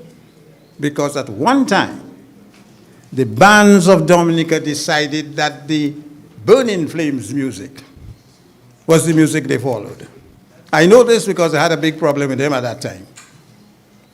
Root, Stem, and Branches was one of the bands we had in Dominica.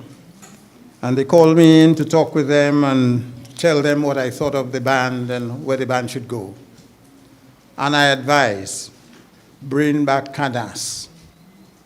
They followed what I said. They brought back Cadence. The record bombed. Nobody wanted it. When are we going to stand for something in Dominica? Something that's ours, and not always letting somebody pick it up and do what they like with it and then follow that same person. It is time. So the work that Wadix is doing must be reflected in us as well. What do we do? Do we sit and listen, or do we get behind it? That's the question.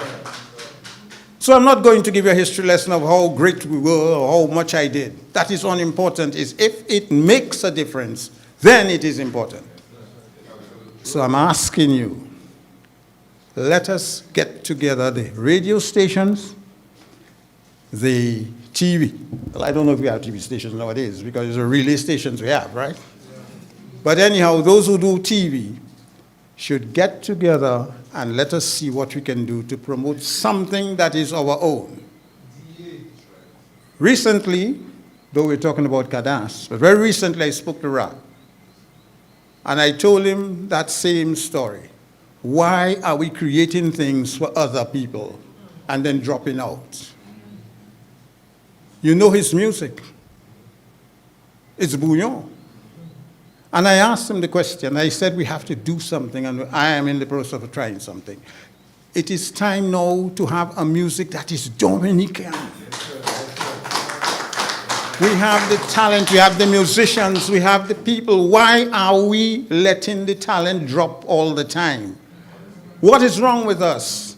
Are we a people that love to listen, or are we a people that love to act? Now is our time. And Wadix has brought it to our face. It's about time we face it and do something about it. I'm done.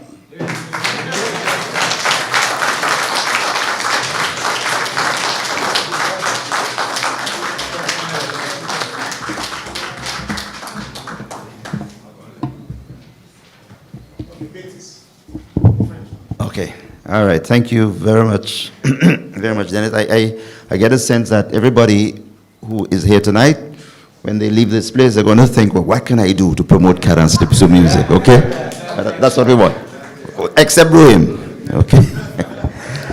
Okay, I've just been told that, we'll have to skip Julian for the time being. I'm hoping perhaps we can still do something with him before the end of this exercise. But right now, our next presenter is a gentleman called Daniel Betis. He is Betis. Oh, Betis. All you have me calling the man Betis, man. Eh? Come on. Okay, Daniel Betis. All right. He is a veteran French journalist who wrote a book about Cadence Calypso. And he's going to join us to talk on the influence of Cadence on the French Antilles. Is he ready? Okay, Daniel, please come in. Bonsoir Daniel. Moun tout côté, eh bien, mon content parce que Oswaya nous peut parler de l'impact de la cadence Calypso dans les pays francophones. Tout d'abord, eh bien, nous avons placé contexte là. Nous, dans les années 70, et dans les années 70, une révolution tout côté estudiantine dans des pays, etc.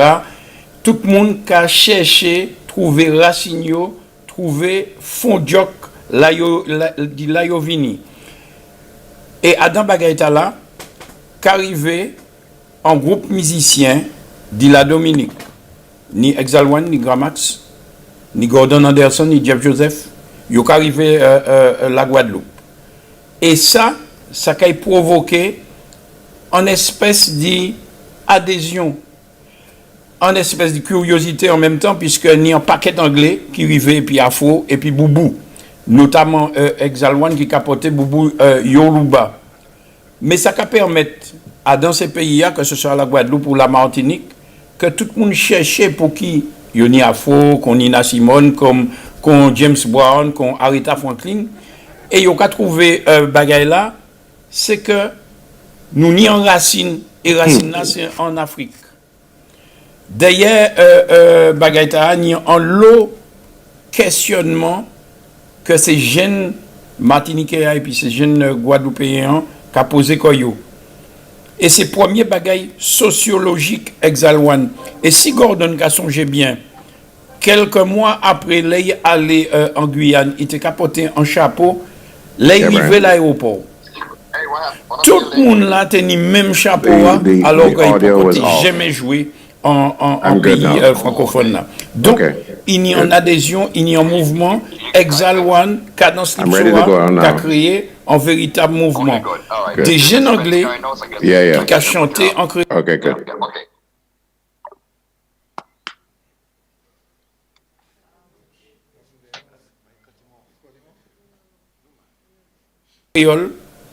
Dans un pays français, ça c'est un bagage formidable. Mais on peut même dire que au-delà du bagage là, Cadence Lipsoa sociologiquement frappé en l'autre pays, y compris les pays lusophones. L'on regarde des côtés le Mozambique, les Cap-Vert, au-delà de Cabo Verde, tenir un groupe qui a crié Os Apalos. Yo juste prend un morceau, Aileen, et derrière, ça y a fait, yo juste fait en pochette qui était en copie conforme en pochette que Gordon t'est sorti pour dans ses premiers disques en disque.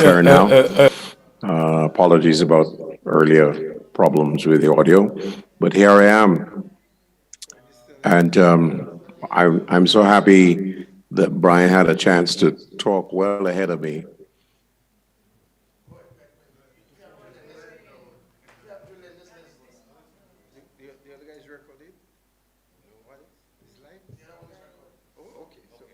Brian was there well ahead of me. And he was there in the 60s at a time when I was just entering radio, actually, in my native Barbados. And been listening to Radio Antilles, during my school days. I never imagined that I would end up leaving Barbados and heading to Montserrat in my 20s, early 20s, actually. I think I must have been about 20 at the time when I arrived in Montserrat. And I got there in January of 70, and by November of 1970, I was gone to Antigua to work with the setting up of ZDK Radio there. But it was not until 72 that I came back. But I have to tell you what happened in 1970 when I arrived.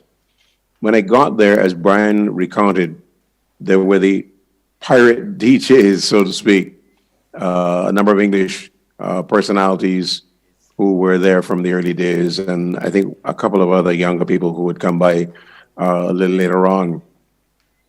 I was struck by one thing, that though I had been weaned, so to speak, on the Billboard Top 100 and the English chart as I checked out Record Mirror and New Musical Express out of England, when I got to Radio Antilles, I discovered one thing, and that shocked me, that Radio Antilles did not play Caribbean music.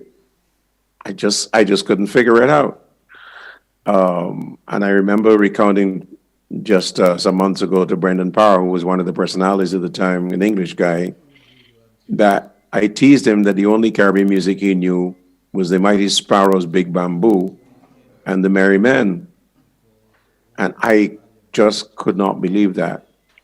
So that was 1970. I'd arrived there, and I was doing the morning show, and I got to do the Fun 40 a couple of times on a Sunday afternoon. But it wasn't until I got back to Radio Antilles in 1972 as head of the English language service that I was able to do something about that.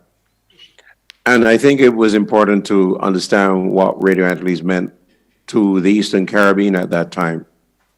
We were literally the radio station of Dominica. We were the radio station of St. Lucia, the radio station of Grenada, the main radio station for St. Vincent and the Grenadines, and also for St. Kitts, and to a less extent Antigua. But we really had a clear responsibility at that time as far as news was concerned, because as it turned out, Radio Antilles had built up a reputation that the news at 6 was the only newscast you needed to listen to if you wanted to know what was happening across this Caribbean. Why? Because the radio stations at the time in the Eastern Caribbean were all government owned.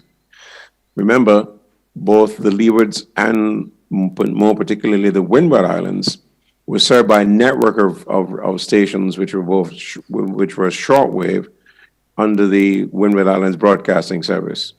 And I would say that those stations were principally for the benefit of the banana planting countries of the Windwards. And then you had other radio stations in the Leewards which were owned by the governments. I can tell you about ZAZ in St. Kitts and ABS in Antigua, etc., and even ZJB in Montserrat. So that Radio Antilles stood out, privately operated, and not subject to the strictures of censorship, etc., that applied in many of the Caribbean territories. So that when I got back in 1972, I decided there were two things we were going to do. We're going to be the most independent news operation in the region, and most importantly, we are going to play Caribbean music. Now, where was that music going to come from? Well, I had some lessons to learn, and those lessons came to me via Dominica in particular, because we had a correspondent on the ground, a man called Carter, and I'm trying to remember his first name right now, but it will come back to me. But Carter was our very reliable correspondent on the ground. And I said to him one day, I said, you know, we're the radio station of Dominica. Is there music there that we should be playing on Radio Antilles? And he said, certainly, you need to be playing Cadence.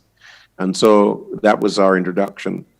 Of course, having asked that question and gotten the hint, I then turned to the French announcers of Radio Antilles and said to them, do you know this music? And yes, they knew this music.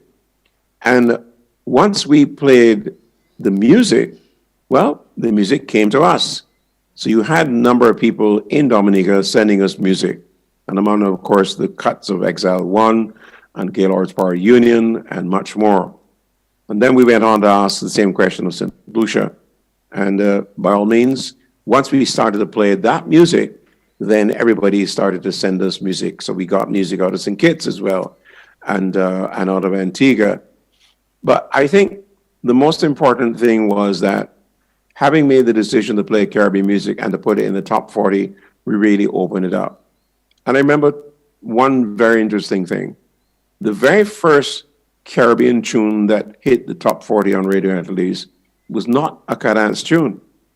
It was Ken Lazarus, Hail the Man. And I remember when it hit the top, everybody went wild because this was unheard of. This was not the Jackson 5.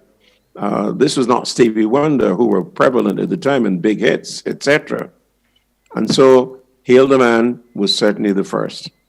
Then I know Brian has told you the story of Rosita, but my story really is about Hit Them With Music by the Gaylord's Power Union.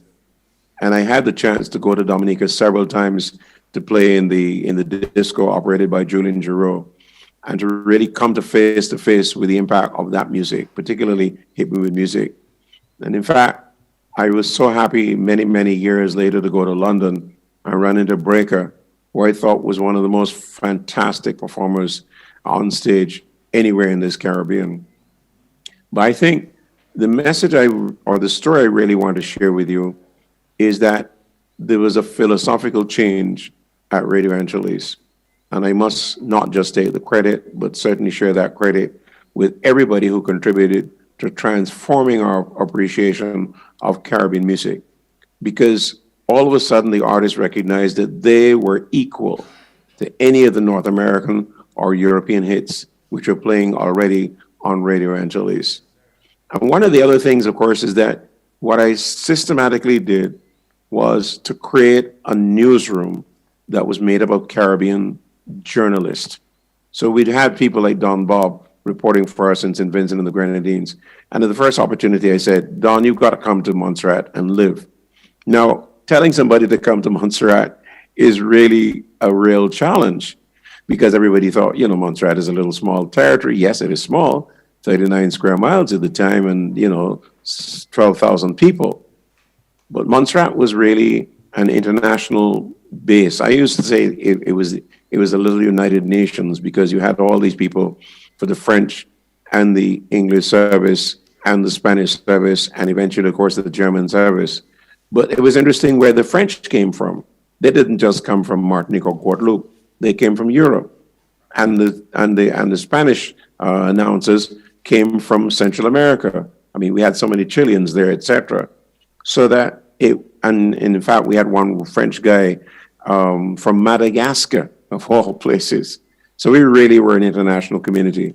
And the English-speaking personalities and also the journalists, of course, were operating in that environment.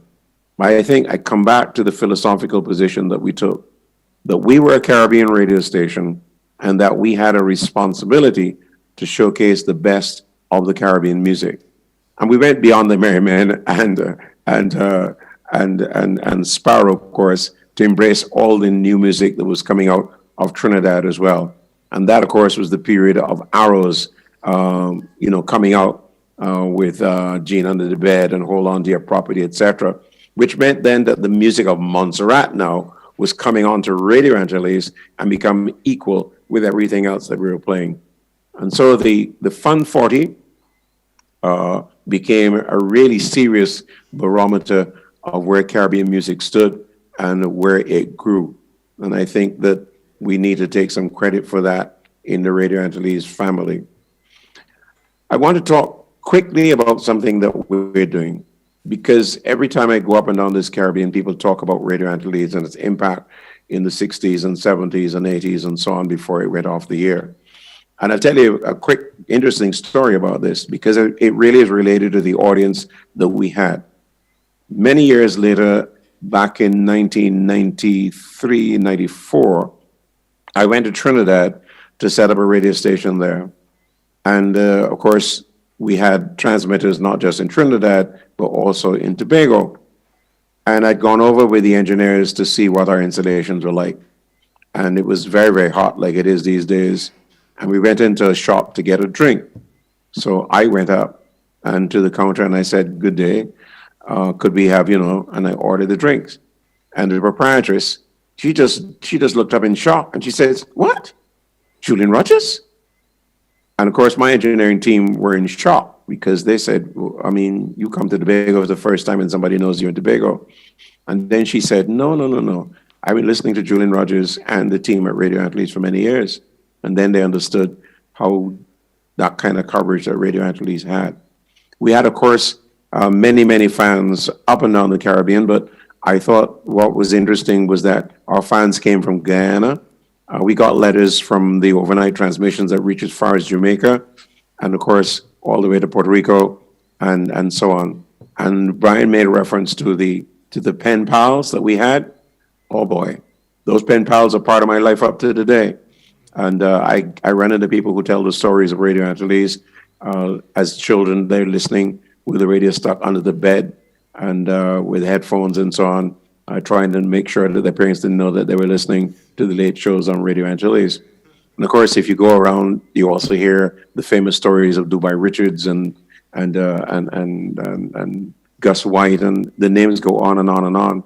So the cadre of journalists and the cadre of air personalities really developed something special for Radio Angeles and for its listeners. And that brings me to what is our latest effort. As people talk about Radio Antilles again and again, a group of us have gotten together and we decided that we're gonna have an anniversary for Radio Antilles. And we've got some ideas in terms of bringing back some of the voices and the newscasters and so on that people have grown to love over the years.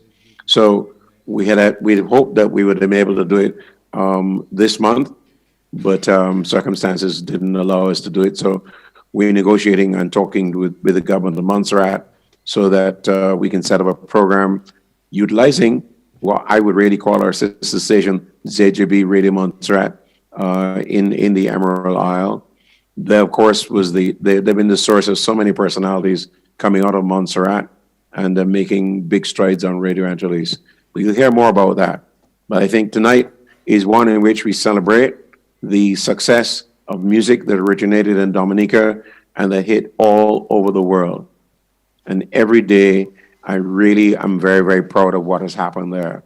And I must say thanks to my good friend, Gordon Henderson, friend for life. Could you imagine that? From the 70s until today, we are brothers in this industry. And of course, I support Gordon in all his appeals to everybody for keeping hope alive, but most importantly, pushing our indigenous music. So Gordon, thank you. Thank you to Wadix. And so happy to hear and see my good old friend, Joseph, and many others. Let me just encourage everybody to keep this process going, because we have a whole generation of people who are not aware of the impact of this music that they now enjoy today had in our day. So all the very best from me in Kingston, Jamaica. There's Dominic.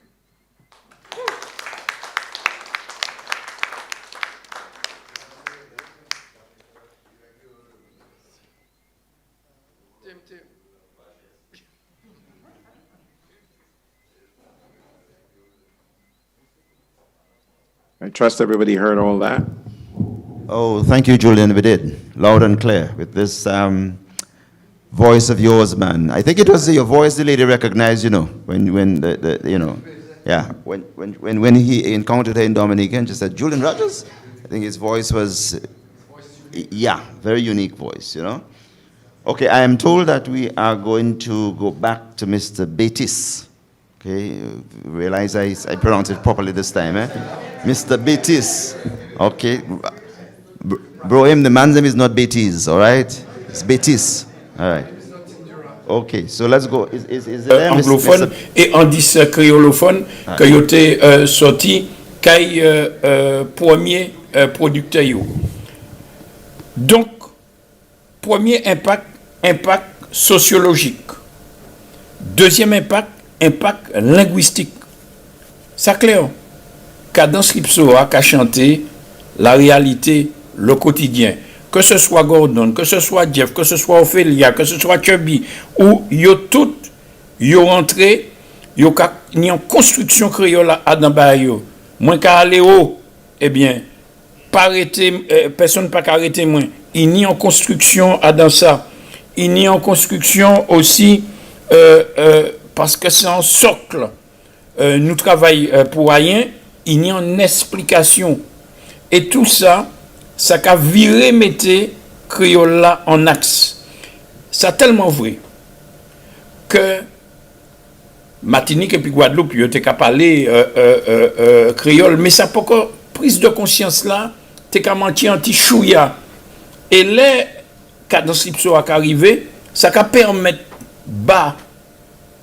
bagay créole là, fondure créole là, anti-chouya, à tel point qu'en 1975, il a créé le GIREC, le groupe d'études et de recherche créolophone et francophone, avec Jean Bernabé, Robert Damoiseau, Michel d'Espagne, et puis Raphaël Confiant, et puis bien d'autres. Donc, ça était important, ça bat créole là en parle, et ça a venu en force pour toute la Caraïbe. Troisième impact, dans ces pays francophones là, eh bien, c'est un impact culturel. Pour moi, la cadence Lipso construit qu'on compte à Mantiébé en Soukounian, ou qu'a fait image là, c'est comme si on t'a dit écrit, à soleil chaud, etc. C'est même bagaille là, ou bien l'on paré bouquet ou des becs, ou qu'à imaginer que ou dans compte là, ou assise, il n'y en comptait, tout le monde a crié, il a crié bouquet, ou il a crié même Anita, eh bien Anita, comment il a fait pour ni l'argent, toutes ces chansons soit et puis Grand Max, soit et puis Midnight Rovers, soit et puis Exile One, eh bien, ça portait en impact, ça bat contre là, en nouvelle dimension.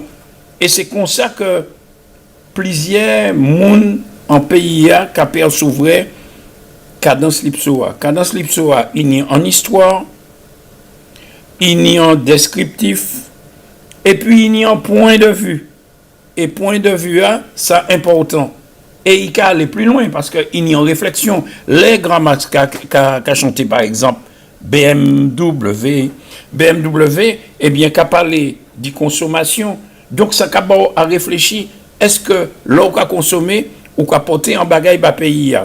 Les Gordon qu'a chanté, réfléchis avant parler, réfléchis avant critiquer, eh bien, ça qu'a permet tout d'y rentrer en vous-même, d'y garder avant parler, ça qu'a dit, et est-ce qu'il a porté en bagaille pour pays.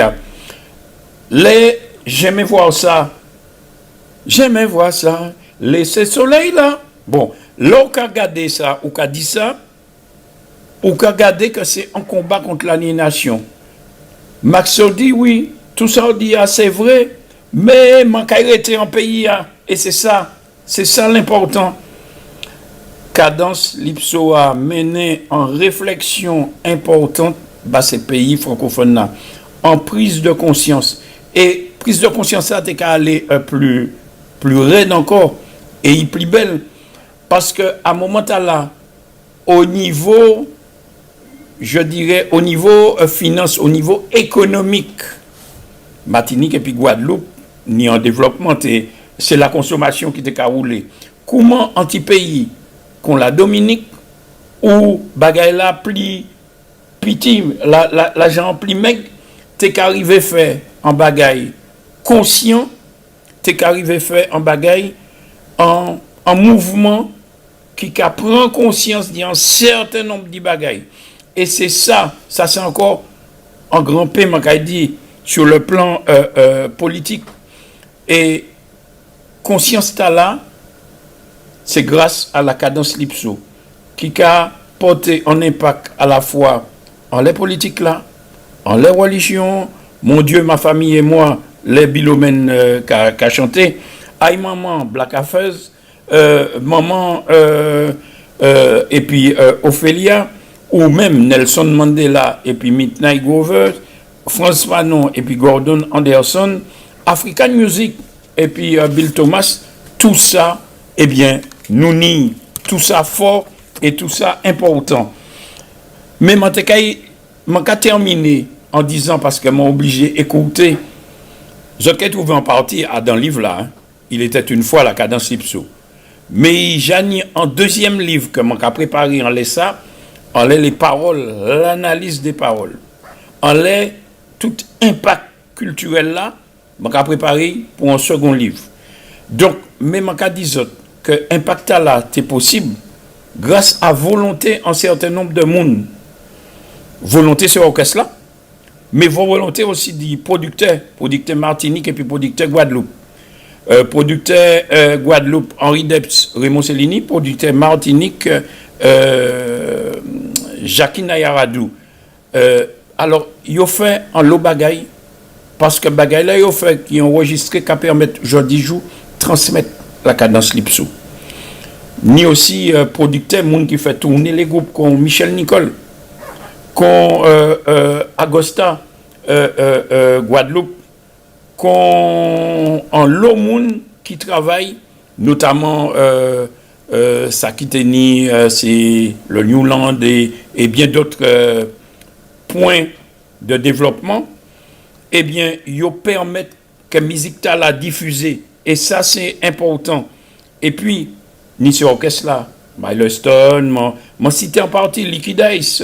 Et puis, ça qui était là avant, ça m'a créé la période pré-Cadence Lipso, Liquid Ice, bien sûr, mais Gaylords, tous ces groupes-là travaillent dans le même sens là. Et ils ont porté en impact dans ces pays francophones là.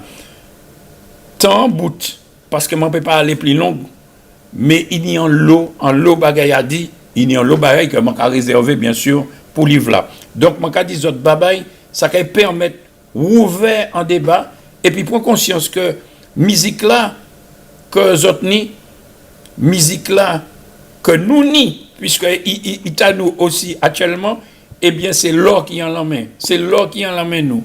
Ciao, bye bye. Yes, yes, yes.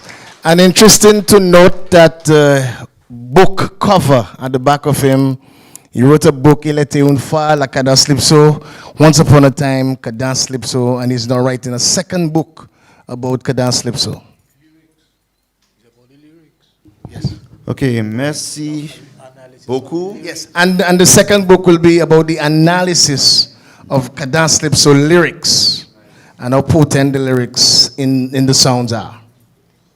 Okay, so I was just saying thank you, merci autant, merci beaucoup, Monsieur Betis. And, I just want to take this opportunity very quickly to point out that because while I was listening to him and I understood that he was going to write that second book, it occurred to me that that first book is not readily available to people who would like to, read what he has written. And I remember having a conversation, I think it was with you, Wadik, some time ago, and the idea floated that you were going to set up a museum, I believe, right? Cadence Lipso Museum. I am hoping that part of this effort is going to involve some sort of repository, whether it be online or what have you, where that sort of information, documented information on the history of Cadence Lipso. I know Dennis said enough with history, let us see what we can do. The plan basically, there's a team headed by Sobers Esprit, and we're planning a museum with Gregory Rabes also. Gordon also is part of it. Brohim is also part of it. To have a museum book virtual and you could, a special venue for the music. So students all over Dominica can go and listen to the sounds of the various albums of Cadence Lipso. And you could also listen online. So you could come, let's say, to a place like we're on the Bayfront. We're close to, I can't remember the name of the place where the slaves were brought in. What's the name of the place? Barracoon Building. Yeah. A place like there where you could bring the children, they could listen to whatever band they choose. We have all the songs, I have all the songs. We have all the jackets of the various albums, so the children can learn the lyrics and even learn Creole, learn to speak Creole in some of the sounds, which are, a lot of them, these sounds are history lessons themselves. Yeah, I'm also suggesting that you include as an element or component of that museum documented material on Cadence. Absolutely, the articles, because the books, we are also feverishly, stuff, yeah. we are feverishly working on a television channel, a 24/7 Creole television channel. We're just in the final stages of with Digicel, where the content of that channel will be 24/7 Creole music, documentaries, videos, news in both Haitian and Dominican Creole. So, and we actually, as a matter of fact, Gregory Rabes is setting up a 25 episode series teaching Creole, so you could be in your living room space and learn to speak Creole. So that's part of the 24/7 Creole channel, and this should be in collaboration with Digicel. And also give some consideration to finding a space for printed material as well. Absolutely. Yes.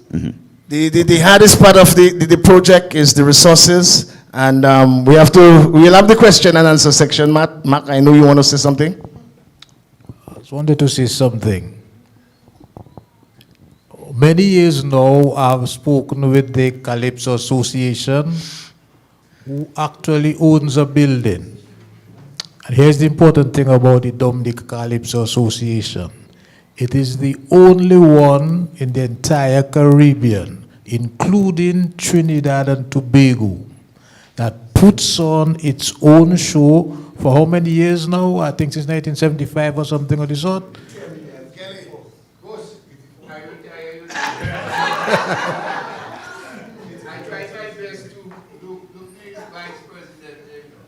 Right. Okay.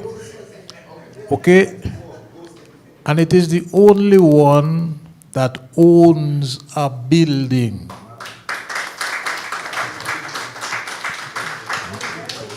Okay. There is space at the Calypso House. And I've spoken to Ghost and other people there about what could be done. I made the first commercial Calypso recording. I think the hit song on that was cassettes at the time, was Humble Servant by NC. NC, man. Yes, okay. But before that, the radio station used to record the Calypso shows. So there are some songs that I hope they have the tape still that we could get and digitize all the music and put them in a computer so that people who come, musicologists, whoever, want to listen to the music. And Calypso music is an interesting thing for history. You can simply sit down there and listen to the Calypsos from year to year to the end to know what people were interested in Dominica, what was going on. Yeah? Because Calypso is like, if you like, the poor man's newspaper, if you want, or radio station, whatever you want to think about it. Yeah? Now, if you want to ask for a grant, because there are institutions like UNESCO that would fund a well put together project like that, it's always best for you to say, I have X, please give me X plus, rather than saying, coming to say, I have nothing, and I want you to give me 100%. You know? So I think there's an opportunity for the Calypso Association to work in cooperation with the people who want to preserve the Cadence music and its literary and musical history, to work together to have that thing set up at one place. So the way you would do it, the way I'm thinking you're doing it, is that the originals are not available to the general public. They can see them through a glass or something. They don't want people touching them because, you know, after a while, especially vinyl stuff, the cover is going to get the oils from your hand going to stain up the thing. But if you want to listen to it, there'll be a computer or computers that are properly set up with a database that you can go and search the music and listen to it and so on there. And if you want to go and see the actual records and see the photographs of the people who are singing, you could do that, and there'd be little, write-ups about this one and that one and so on. Okay, Mark, thanks a lot. I'm sure in the question and answer session, if we want to Kelly, question and answer section. No, question and answer. We'll come to that. But right now we want some musical intervention, right? There's been a lot of talk for some time.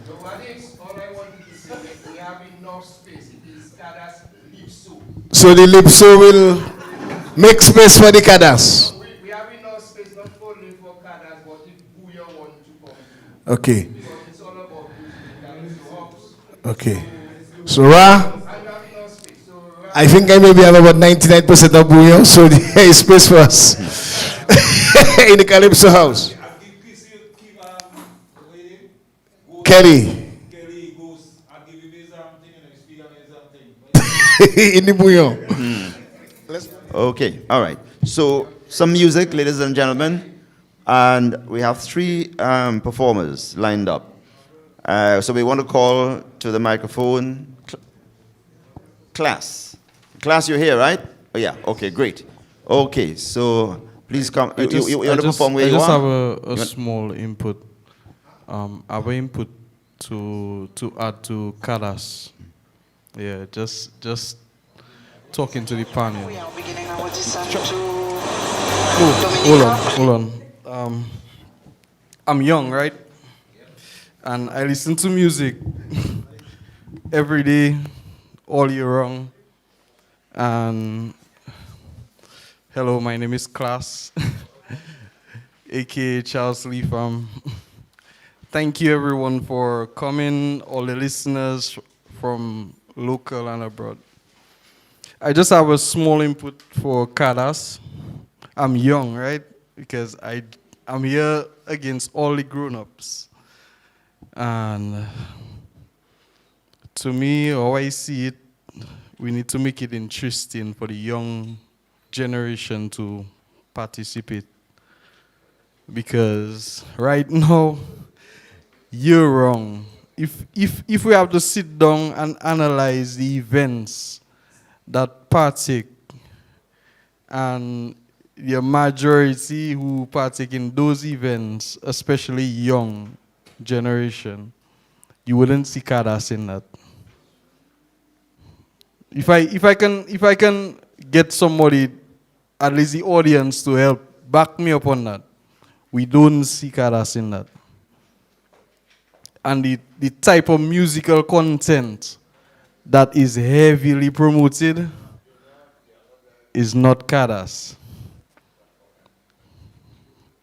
Me, I love my grown-ups. They teach me a lot, and you see music, I love it with a passion. I like something that can drive me forward, that can make me feel. But right now, the Cadence need more power. Right? Imagine I can say one thing. You see, Mr. Just now I have to make sure I read that properly. Mr. Julian Rogers. You know, I used to always watch every ride that pass and try and see who that talking like that man. I sit down and listen to DBS radio, and on the intro hits, you hear a voice and you're checking, boy, who is that man? Boy, I have to shake his hand. Dennis Joseph. Thank you for the correction. That man is a legend, I can tell you. From young, I listened to that man intro on DBS radio, and it's been an honor to meet him tonight. If I didn't come here tonight, I'll never know it's him. I can tell you that. Trust me. And I can tell you, Dominic, I love you. I love you.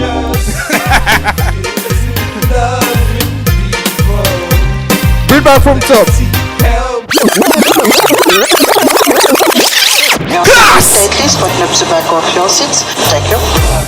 Welcome to Dominica, a place with natural features. We're filled with loving people and plenty helpful neighbors. No matter where you go, they always share that same love. You'll never get lost, expect someone to guide you. It don't take a thing for them to know you, 'cause everyone's happy they could know you. My sweet country, Dominic, I love you. You're so beautiful. My country's so clean, also fresh and green, a visitor's dream. Lake country so wonderful. I love beauty, I love splendor. There's places you fall in love. You know once you always remember rose, breadfruit and cacoti. When you come out party, it's big and lamo. We only drink local, passa kubuli. Toutes ces familles nous connaissent vivre. My sweet country, Dominic, I love you. Sing with me. You're so beautiful. My country's so clean, oh so fresh and green. A visitor's dream. Let's go and take a tour. Maybe Bowling Lake or waterfalls. Hike through the mountains to explore. See amazing things you never seen before. Now I'm gonna take you to a nice place, good for righteous and positive ways. I know it be, so please follow me. I wouldn't say much. Anyway, yes, the place is Dominic, I love you. You're so beautiful. My country's so clean, also fresh and green. A visitor's dream.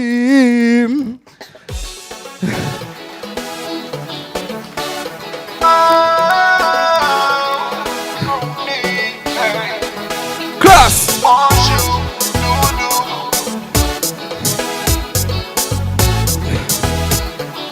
I'm in love with your ways. Bonjour, doudou, moi-même, c'est oui. Bonjour, doudou, I'm in love with your ways. Bruni, moi-même toujours, no matter where you are. Everything, girl. You got my hand and I got yours. No matter. I think I'll leave that for next time. You know, I so feel like Dominica. I love Dominica so much, right? I rather stick with that. That song was made out of a remix. But you see, Dominica, I Love You, that's more original. I felt more passion in writing that. And I rather sing that than anything else tonight. Thanks to Wadix for bringing me here. And thank you everybody for having me. It's a pleasure. Take care. Thank you very much. Thank you very much, class. Thank you very much, class. Thank you very much, class. As the night continues, we really want to thank all those of you who are here this evening and listening to us live. It gives us great pleasure. We Open Center, as I'm holding on for Tim to bring live at the UE Center, make him feel welcome, one of the greatest gospel artists in the Caribbean, Jerry Lloyd. Good night, everybody. Dominique, bon Dieu béni nous fait en musique Dominique. Nous allons jouer pour tout le monde écouter. Yo bien aimé musique là. Yo point musique nous allons. Yo viwe et puis zouk et compas. Et musicien nous. Allez et puis yo al jouer. Jouons la terre. Nous vivons pour jouer musique à nous. Cadence. Cadence. Ouh là là. Cadence. Cadence. Hey.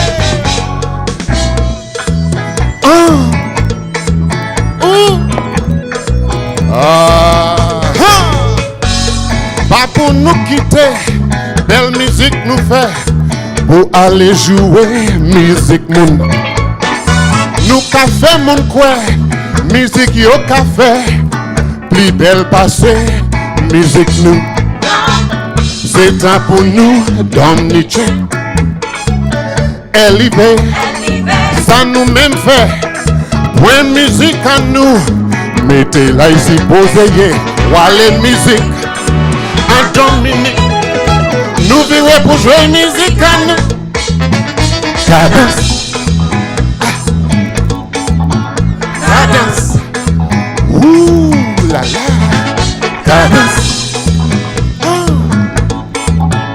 Cadence.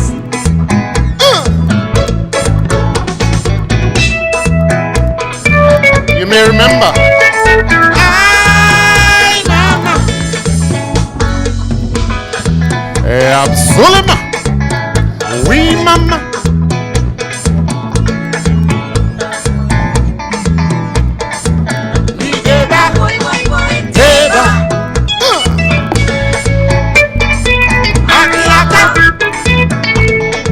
Messieurs,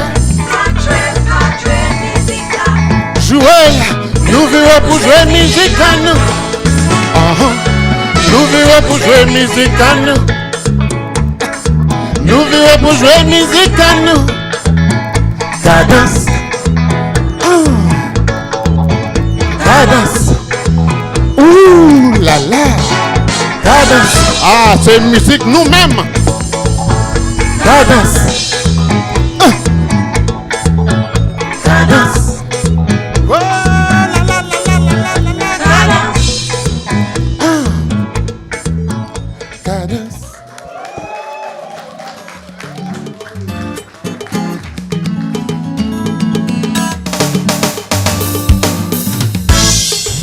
Merci bon Dieu. Merci. Oula.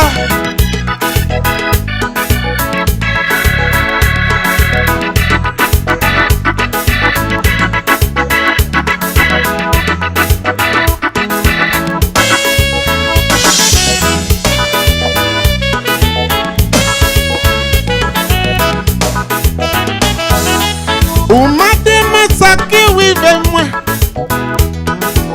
En clé c'est qu'à clé ouais à vision moi. Ou voulez connaître la différence Adam moi et puis ouais. Écoute Suzé pas mon chance. Écoutez bien moi qui dis ouais. Jésus venu toucher toute ma vie. Tournez moi hors pour sauver la vie.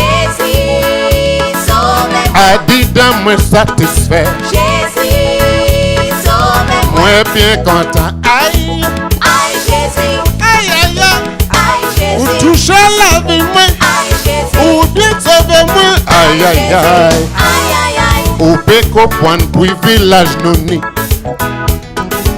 Baby Jésus mort pour ban nous la vie. Moi t'es à l'chimer l'enfer. Pas gaspiller la vie.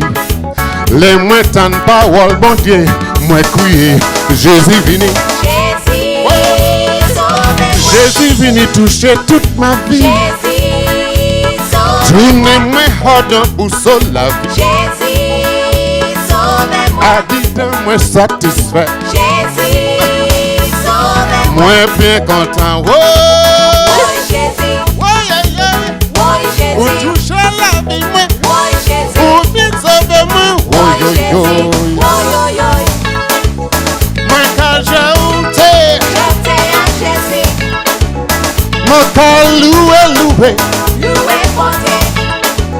Mon cœur glorifié. Alléluia. Alléluia. Oh, mon cœur j'ai honte. Jésus, mon cœur glorifié. Mon cœur j'ai honte. Jésus, oh. sauve-moi. Jésus, sauve-moi. Jésus, Oui, sauve-moi. mon bien satisfait en Jésus. Jésus, oh. sauve-moi. Aïe Jésus, Aïe aïe aïe. aïe Jésus, aïe Jésus, aïe Jésus, aïe aïe aïe. Mon cœur loué. Loué porté. Famille, à nous louer Jésus. Loué porté. Mon cœur loué. Loué porté. Oh yeah. Mon cœur glorifié. Moi Jésus. Merci bon Dieu, merci bon Dieu. Merci, merci, merci bon Dieu. Merci Dieu, merci bon Dieu. Merci, merci, merci bon Dieu. Mon cœur loué. Loué porté. À nous louer. Loué porté. Loué porté.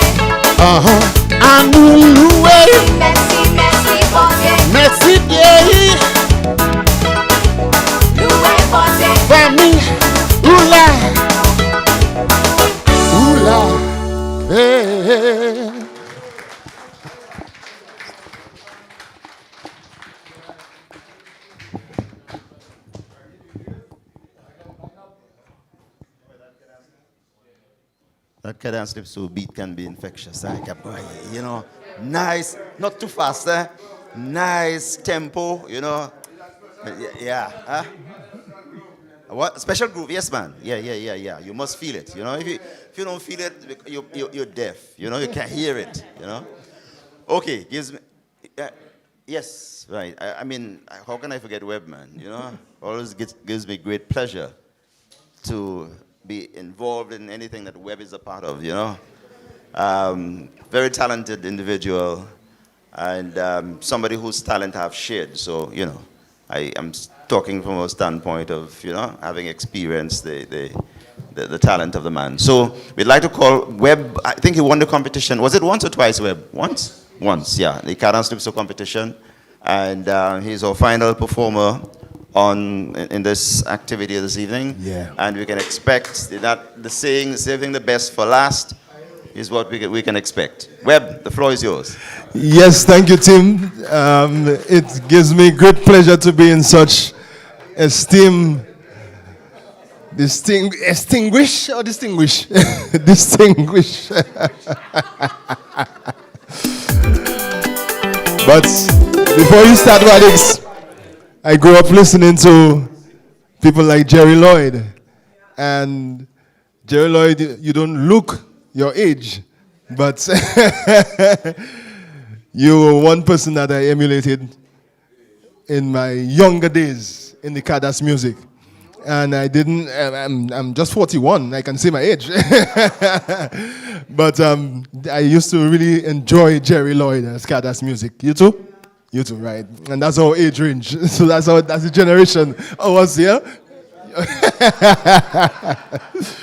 And as class said, moving past, he used to always listen to The Voice on the radio. And it was Dennis Joseph, and I've always loved listening to Dennis Joseph, and that's one of the best voices on radio, so you can give him a round of applause. So I'm gonna sing two songs. One song was written by Joy Stout and Mac, so produced by Mac. So I'm gonna sing it. This is the latest song, Wet You, and I don't speak Creole,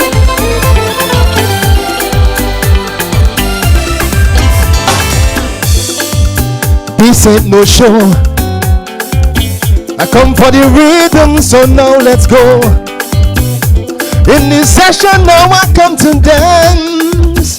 I'm in control, so take no chance. Voyons,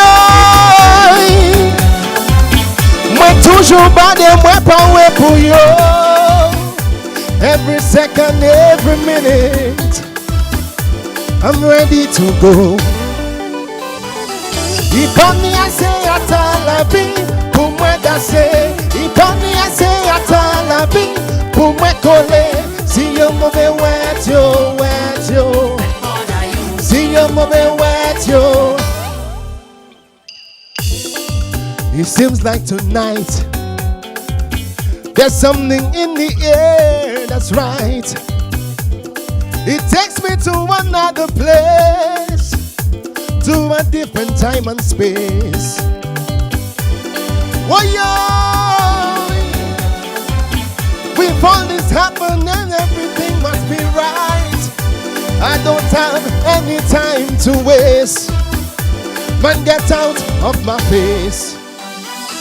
Il parle assez à la vie pour moi danser. Il parle assez à la vie pour moi coller. Si yo mauvais wet yo. Si yo mauvais wet yo.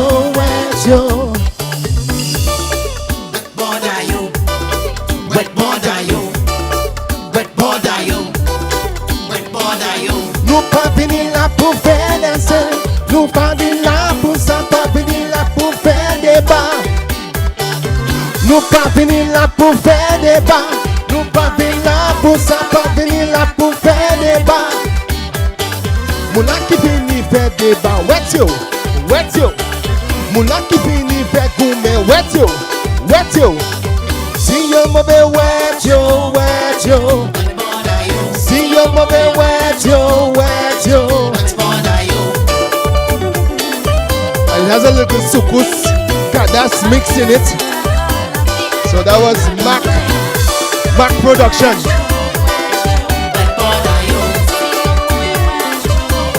Nice, we can move to the next one. That was Wet You. Tutuni. Take a dress, a cowboy to le vendredi. Café beba tout moun le ou mou te kalibishi. Ou teni an famoso kaba ou ne pot biten. Toujou teni la jaman si pa kafe ayen. Mais gade l'état aujourd'hui. Ou divine la ou sorti. Te ba motoka, te ba la krekaye. I vale la ja, ad la ou teni ya. Tape malewe jodi. Dan sa moun ozo kadi. Ana mete tutuni. La kite ba ou kouta ou teni. Depi ana kite ou tape kon wala oui. Pan kadi moun ozo jikan son ite ba ou. Me ou avati e pi pari kom si c'était ça ou. Me gade l'état aujourd'hui. I di vive la ou sorti. Te ba motoka, te ba ou la krekaye. I vale la ja, ad la tenia. Tape malewe jodi. Dan sa moun ozo kadi. Ana mete tutuni. La pause tutuni. Hey.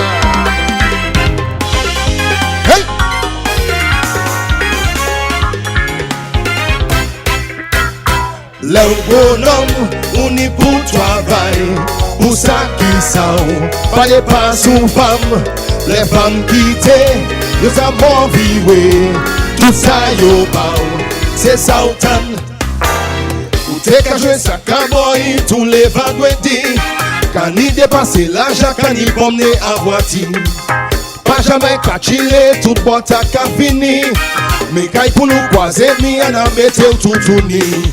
Regardez l'état aujourd'hui. Il dit vivre là où sorti.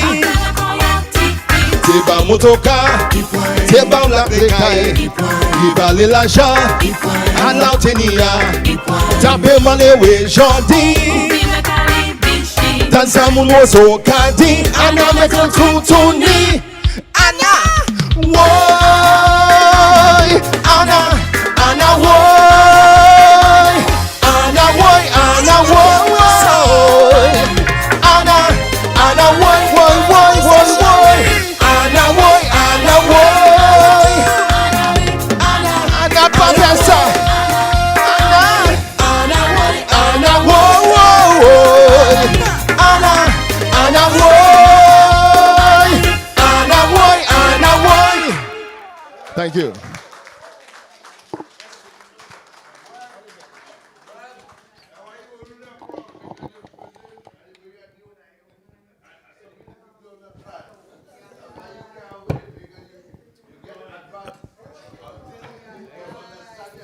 Roy, we're going to have question time in a short while, right? Hey, Roy. Lapo. We're going to have question time in a short while. You'll have a chance to comment and to ask questions, okay? All right, cool. No, wait, no, Kelly's Diabla. Kelly, yeah. Okay, thank you very much, class, Jerry, and Webb. Wonderful presentations. And in fact, Shirley was the first. Who else was? Did I miss anybody? No. Oh yeah, Nathaniel. Your family. Yeah, but I'll be forgiven for that, man. You know, yeah, I can do that to my family. You know, if I done that to somebody else, I'd be in trouble. You know. Okay, all right. So thanks a lot, guys. Now we've come to the point where you have the opportunity to ask Ken Richards. You're asking to ask a question? Well, but I know the floor is not open yet. All right. Okay, all right. But anyway, Ken and I, we go back a long way, so you can understand, if we jab each other. But yeah, the floor is open. So Ken, you can have the first shot at making your comment.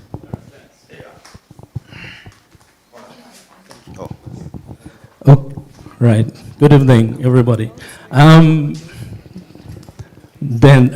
Joseph asked the question, where do we go from here? And that's a great question.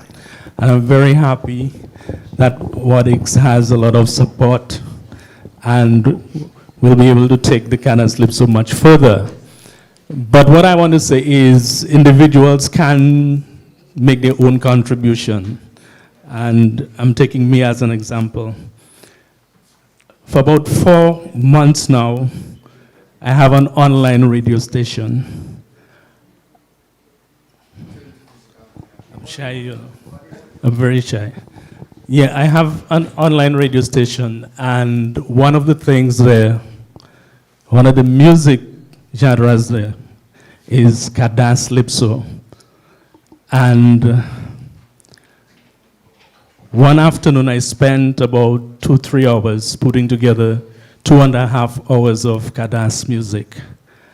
And that evening, the same Julian Rogers that was on there tonight WhatsApped him and told him, look, at 8 o'clock, I'm going to play some Cadence music, 2.5 hours of music. If you like Cadence, you can listen to it. Another colleague in Barbados, Julius Gittins, he told him the same thing. And at 8 o'clock, I played the music. I listening to my radio too, by listening to it too. And I thought maybe those guys would listen a bit and then get fed up and gone. At about 10:30, Julian Rogers sends me a text and he says, boy, great mix, man. And I always like the Cadence music. And I'm thinking, well, Julius at least may have gone long ago. Julius then messages me and he tells me, I want to hear more, you know? And it also sparked something else that was very interesting, I found. Because Julian then comes back the next day and he tells me, boy, you all pushing the Cadence. Spooge went down the way and so on. And you're not even hearing about Spooge these days. It's only when Independence Time comes around in Barbados, that is when they play the Spooge. Now, coming back to my radio station, I have a news roundup that I call the Caribbean News Roundup. It's on a Monday, Wednesday, and Friday, 7:30 in the morning. I think the most people I have gotten for that news package is 21 people one morning. Normally, for the news package, I get about 12 people. I can see how many people are there because it's an online radio station and it tells you basically. What I have been doing recently though, because the Cadence story that is aired on DBS, Gordon also sends it to me. And what I have been doing these days, as soon as the news is finished, I put a new episode and so on. And what used to happen, as soon as the news is finished, if 12 people were listening, it goes down to about 3 or 2, right? These days, I play the Cadence story, and all the people who are listening to the news, they stay right there until the Cadence story is finished. What I'm trying to say, young man, young guys and girls will get it too, because Cadence is our music, and we love it. We have to push it as much as we can. I'm glad you're singing Cadence too, and I hope a lot more people do that. Thank you very much. Thank you, Ken. Okay, Yeah, so the floor is open. I'm just going to make a somewhat controversial statement there. To Ken, that he needs to get a copyright music license.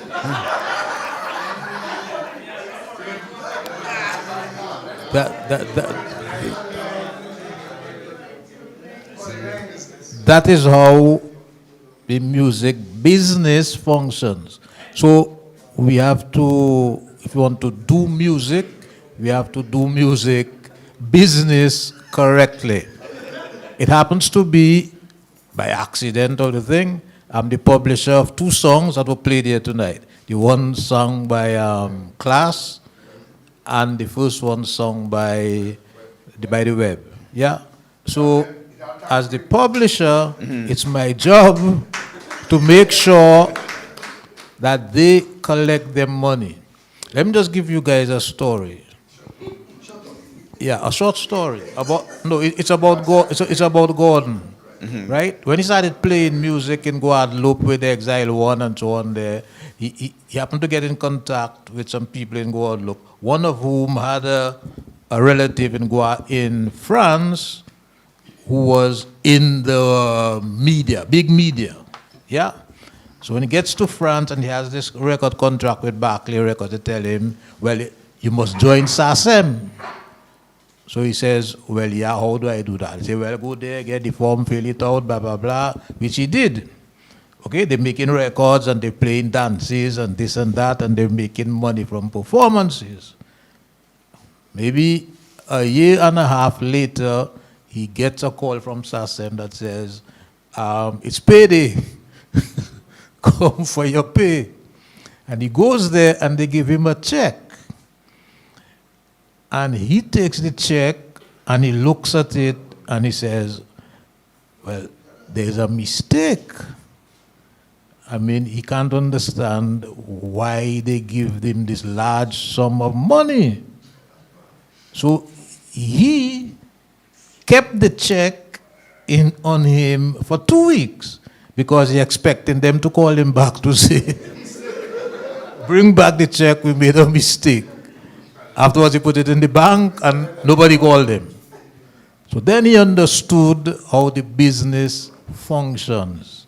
And that is where, in point of fact, he got some money to start the Soul Tune album, so Soul Tune record label. And he made records for the other members of the band so that they could also become members of SACEM and make money as he did. Unfortunately, their songs were not as popular as his were, you know, but that's what he tried to do. And I'll just tell you another story about can we space them out? Mark? About the importance of Guadeloupe in the importance of Guadeloupe in the music business. Has to do with Gordon again. We were good friends. He used to work at an insurance agency owned by Mrs. Pringle. And the boys in the band, which included Randy Aaron, had a band. And when he got there, he said, well, we can't make any progress with the instruments we have. So we need to get new instruments. Well, the way to get new instruments, either you take your money and buy the instruments, or you go to somebody and borrow money.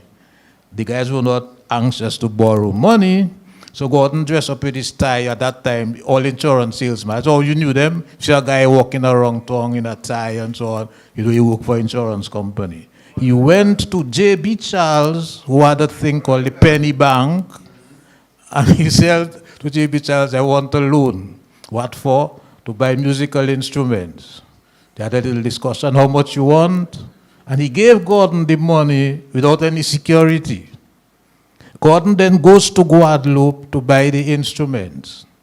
And he goes to a guy who just died called Cellini, who had a record shop and he was selling musical instruments. So Gordon chose the instruments he wanted and so on. And when comes time to get the bill, the amount of money he has is not enough. So Gordon, I suppose now he wouldn't say that, but Gordon then tells him, well, let me go to Dominica with the instruments, I will bring back the money for you. Which, just consider business, is a little odd. That you're going to take the thing out of the island, I don't even know your name, first time I see you. And the guy goes inside and says, let me consult with my wife.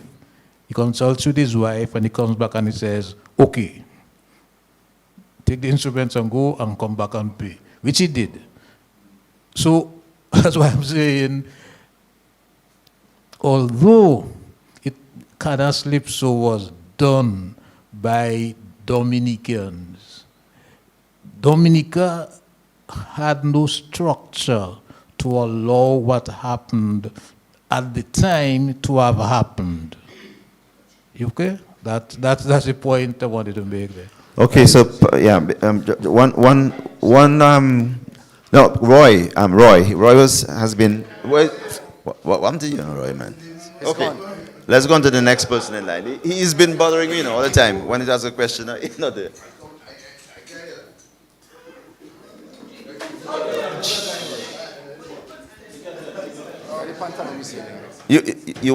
You still want to make your contribution? Huh? Okay, bring the mic. 1 minute. And it's development. And that's why I think Webb's song was understood, because he tried to fuse Cadence. He tried to put something else. He just sang it a while ago. The days of the Puyo Coco and Coco Sec, it's gone to a different era. And we have to learn, if we have to grow Cadence, we have to make it with an international appeal. So we have to be able to add something that other people know, rather than the Coco Sec, Puyon Coco, and that kind of thing. That era has gone. And I believe that what Webb suffered when I heard him sing, when he tried to put something else in the music, he wasn't recognized. But that, I think, I have 2 points to make. One, the marketing strategy for Cadence. Cadence has reached certain markets. What are we doing to build on the markets? In terms, okay, we have identified markets. How we maximize those markets? What's the plan? It doesn't. As I said to somebody, you have 2 players, a goalkeeper on each side, but we need about 10 other players on the field. We need more of that in Cadence to grow it. We need a goalkeeper there and a goalkeeper. You need players too. We need more people involved. We've a plan to understand a marketing plan. Yeah, we have identified markets. I heard how many we have Cadence reach already. What are we doing to maximize that? What is the strategic plan? What's the marketing plan? Now, I would like to cut it down and just put that, we have more to say. But the other people have to talk. Okay, point number 2 now. I said both of them, you know. You finished? You finished? I said one about the fusion of the Cadence thing. Well, I thought you had 2 and points. Going Cadence from not the Coco Sec business, because that's dead. Yeah, with the fusion, with a jazz influence, with something that is marketable outside. Yeah, we have to think, if we're marketing something that somebody like, not something bringing new. It doesn't always work. Okay, Roy, thanks a lot. We really value your contribution. Yeah, we do. And anybody who has heard the song Diablo and heard the keyboard, contribution to that will understand, why you're important to Cadence Calypso music. Okay, Shelley.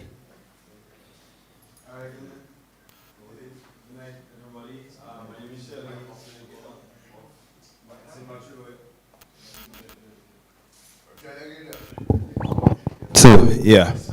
Good night. Good night, everybody. My name is Shelley, president of the Association of Music Professionals, lead artist at Signal Band, songwriter as well. And I would echo the sentiments and congratulate Wadix and the team for putting on this Cadence Calypso month. I've been following the conversations and enjoying them. I felt it was important to come in person tonight to really get the ambience, and it was important to really feel the ambience. And also to echo again Mark's point, even about Gordon Henderson's influence in the music business. I got the opportunity to play the guitar for, Gordon and the Exile One on a tour about 2-3 years ago. And I think that was the moment where I learned the most about the music business, from becoming friends, I would say, with a man like Gordon Henderson, and all the questions I had about the music industry and the business was answered by that man in maybe 2 days. Like every single question was answered, and it's voice notes and messages. Now, I will lead to my question. The question is for everyone, essentially. How do we bridge the generation gap in Cadence music? Bridge the gap of interest. I can only speak for myself, and I am only myself. I am only Shelley. I'm interested, but I think it has been difficult to get the interest of the other young people in music. This is irrespective of genre. This is not about genre. I am a Booyah artist, but I am very interested in Cadence Lipso. And I just feel like right now it is in the question of moving forward posed by Mr. Joseph, it's really about bridging the generation gap, because yes, we can document the music, we can have the museum, but then how do we influence the future generation to move forward with this music? Because we don't want to just document, but we also want to make new Cadence music so it can keep on living on.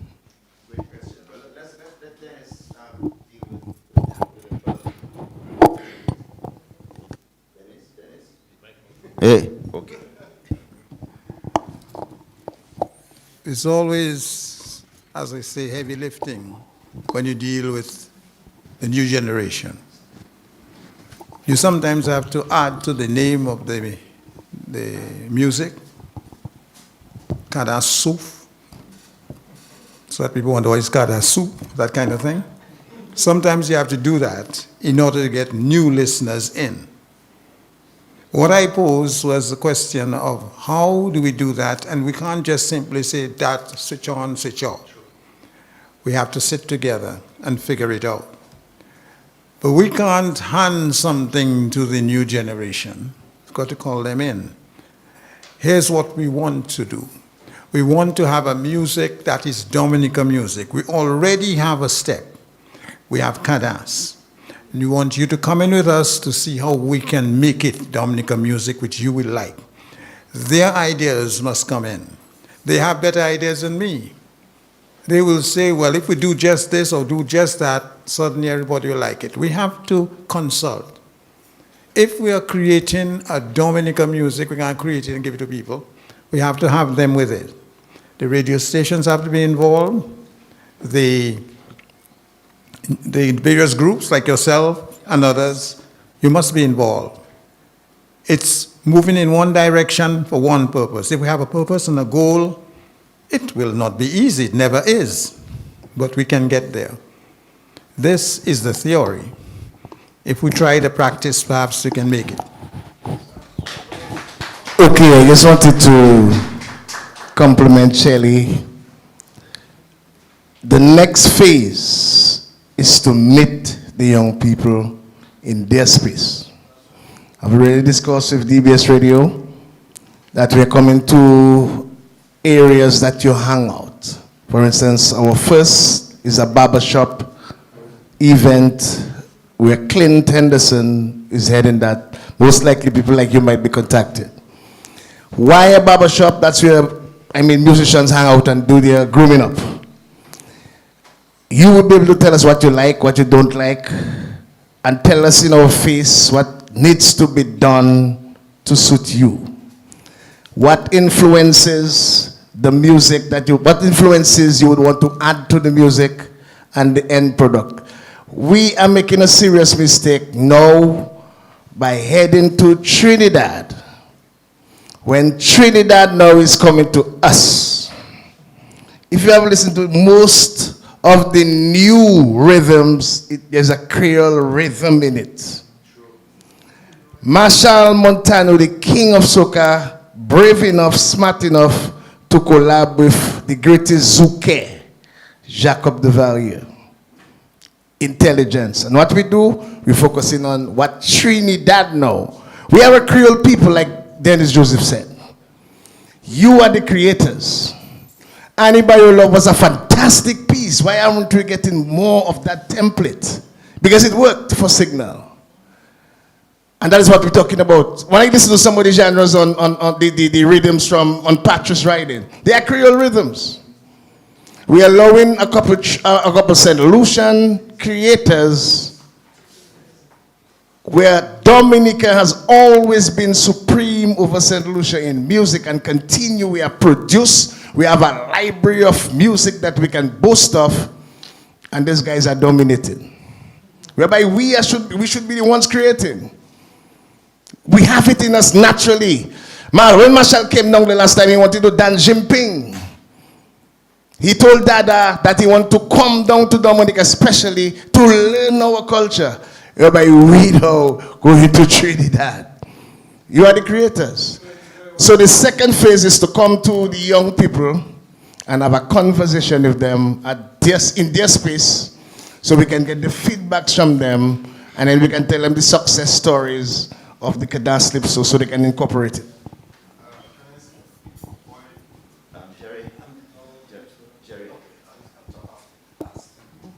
Just a point here. We cannot discount the display we've seen tonight of Mark's input into younger people. So we are producers operate. We have to be able to do that too. So walk it down the line, and while their input is necessary, we have to give them a platform from which to go. So, for example, the first song that I did tonight, the keyboard player on that is a young fella.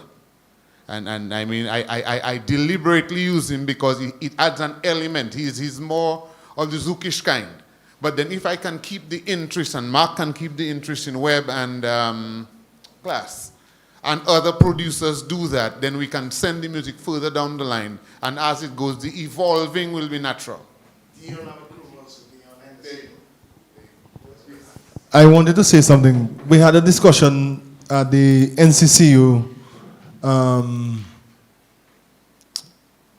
I can't remember if it's last 3 years ago. I think Ra was there, Dion was there, Linden was there. And that same question came up. What do we do to allow the young people to get more involved in Cadence music? How can we reach them? And we had a very good suggestion that we use people like Shirley, people like Issa, people like Benji, frontline persons in the bouyon music that the young people love so much. And let's Ra, Gordon, write a song that can be fused in bouyon and Cadence. The suggestion went out already. Linden and Dion would have met to discuss the beat of the song, the production of the song, and Ra and Gordon and them would have met to discuss the lyrical content that it would entice the young people so much that we will make it into a video that the young people will actually catch on to the Cadence music. I don't know what happened. A few years has passed. Let me talk, or you will talk on that afterwards. But that was a brilliant suggestion to catch the young people. Because anything Issa sings, they will sing. Anything Shirley brings on right now, the young people will sing. The new thing right now is, what's his name? Rich. No matter how bad the lyrics may be, or the profanity, or those kind of things that they speak about, we are trying to bridge the gap with that infusion of Cadence and the so-called the bouyon that is trending now. So you can speak to them because they know what I'm talking about, and they are the engineer behind this suggestion that we spoke about at the Cadence conference. Let me just say this. Are you going to talk about the same, follow up on what Webb said, or something different? Oh, okay, let Dennis address what Webb said. Let me say this. The YouTube channel, in fact, the internet, what I have noticed has made people interesting. Even I had made what is done on the video interesting is a dance. Most people will be attracted to the dance movements. And I'm saying that we never had a dance for our music. We just do anything. Perhaps you can start with young people trying to invent some kind of dance moves that will go with Cadence and put that on YouTube and so on. See where it goes. The Africans do it, so why can't we? You know. Okay. Yeah, a but Class has question. the microphone, yeah. I have a question. Who owns, which country owns Cadence? Yes. That is my first question. that is my first question. Dominica. All right. Is it branded?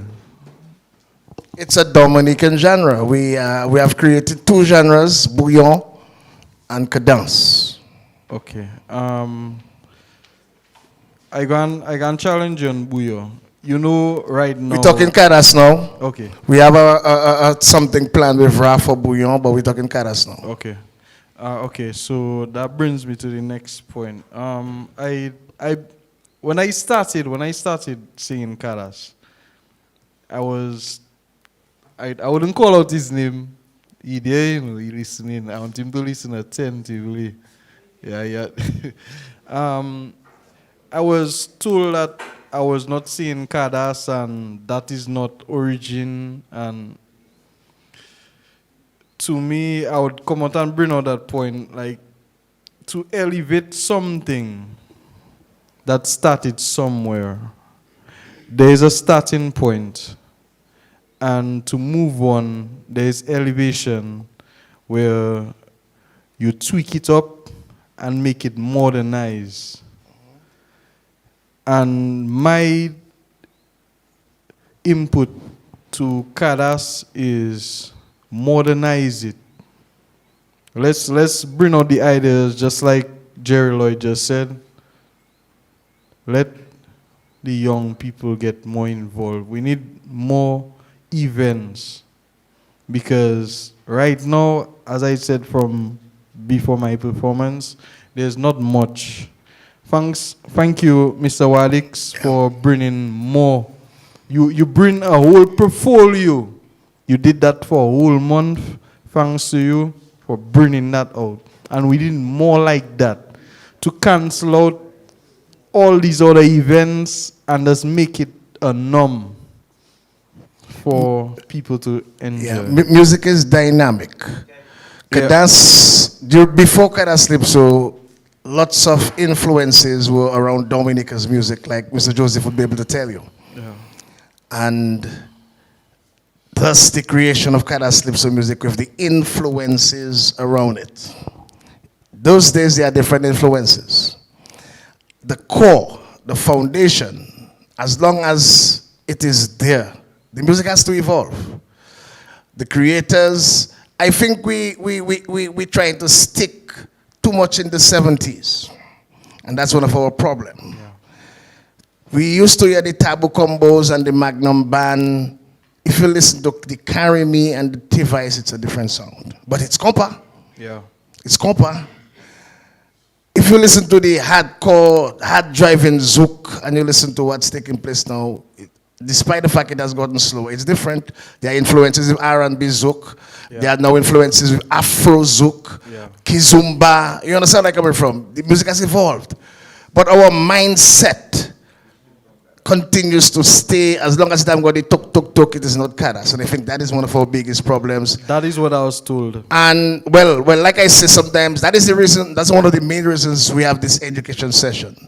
And the greats, the best, the guys who have explored. As a matter of fact, we have musicologists. One of the people we spoke to this week on DBS Radio is a FNU musicologist that studies music as far as Egypt. She said it live on national radio. Cadence is one of the greatest and most complex music in the world, despite the fact she's studying music. Now you have the foundation. You now to create like what the Trinidadians and the Lucians are now doing to create something around the foundation. Dion is doing it brilliantly. Dion is not playing the 70s Cadence and he's not producing the 70s Cadence for his artists, but they are Cadence Calypso. Our mindset cannot stick to 70s and we would and get the music. Gordon sent me Fresh, and it's in a ballad. You got it also. It's in a ballad. It's in a ballad, beautifully sung in a ballad.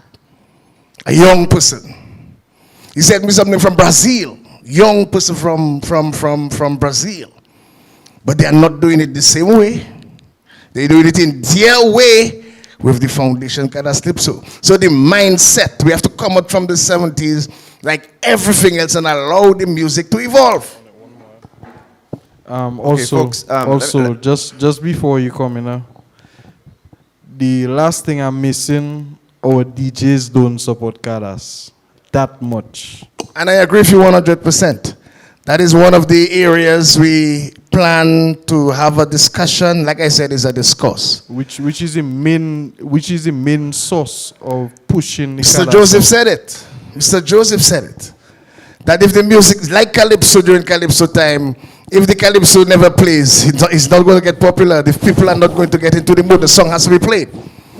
One of the things we have to understand, and I want to stand up to say that, we are responsible for Dominica. Make no one fool you. We Dominicans are responsible. If we believe that somebody else somewhere will take care of Dominica for us, we're wrong already, and we're in a losing battle. If we continue to feed ourselves with garbage and our children with garbage, then garbage will come out from us. During the 70s, these guys played music. You listen to the stories.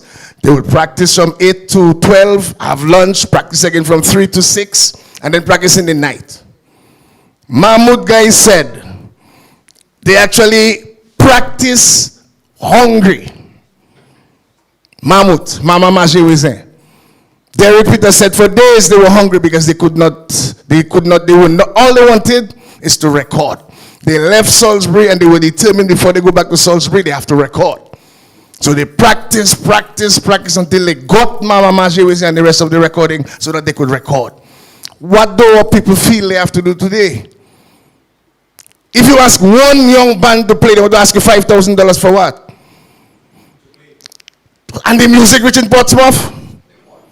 The music stopped in Capuchin? When last, besides Balance Batty, we had an original hit, and let's say, well, to a lesser extent, Anu By Your Love. When last?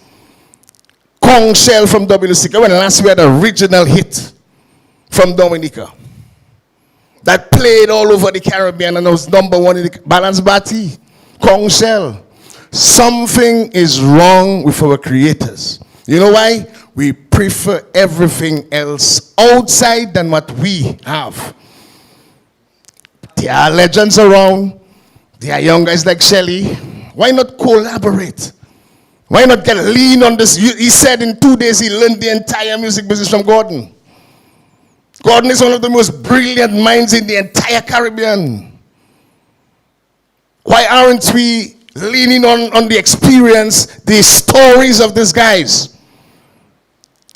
That is why we have this forum. So we can learn from the stories and eventually create our own. You guys don't want to be able to live with swimming pools and relax and sit down and cool out. But of course, the music you play, be honest with yourself. What you play now, can you see it doing that for you? You have to create. Cadence, like I said in my presentation, went to the 4 corners of the globe. And I'm not saying there's a foundation set. You have to create your brand. And who knows, it can have a Cadence something, it could have a bouillon something, but you have to create your niche.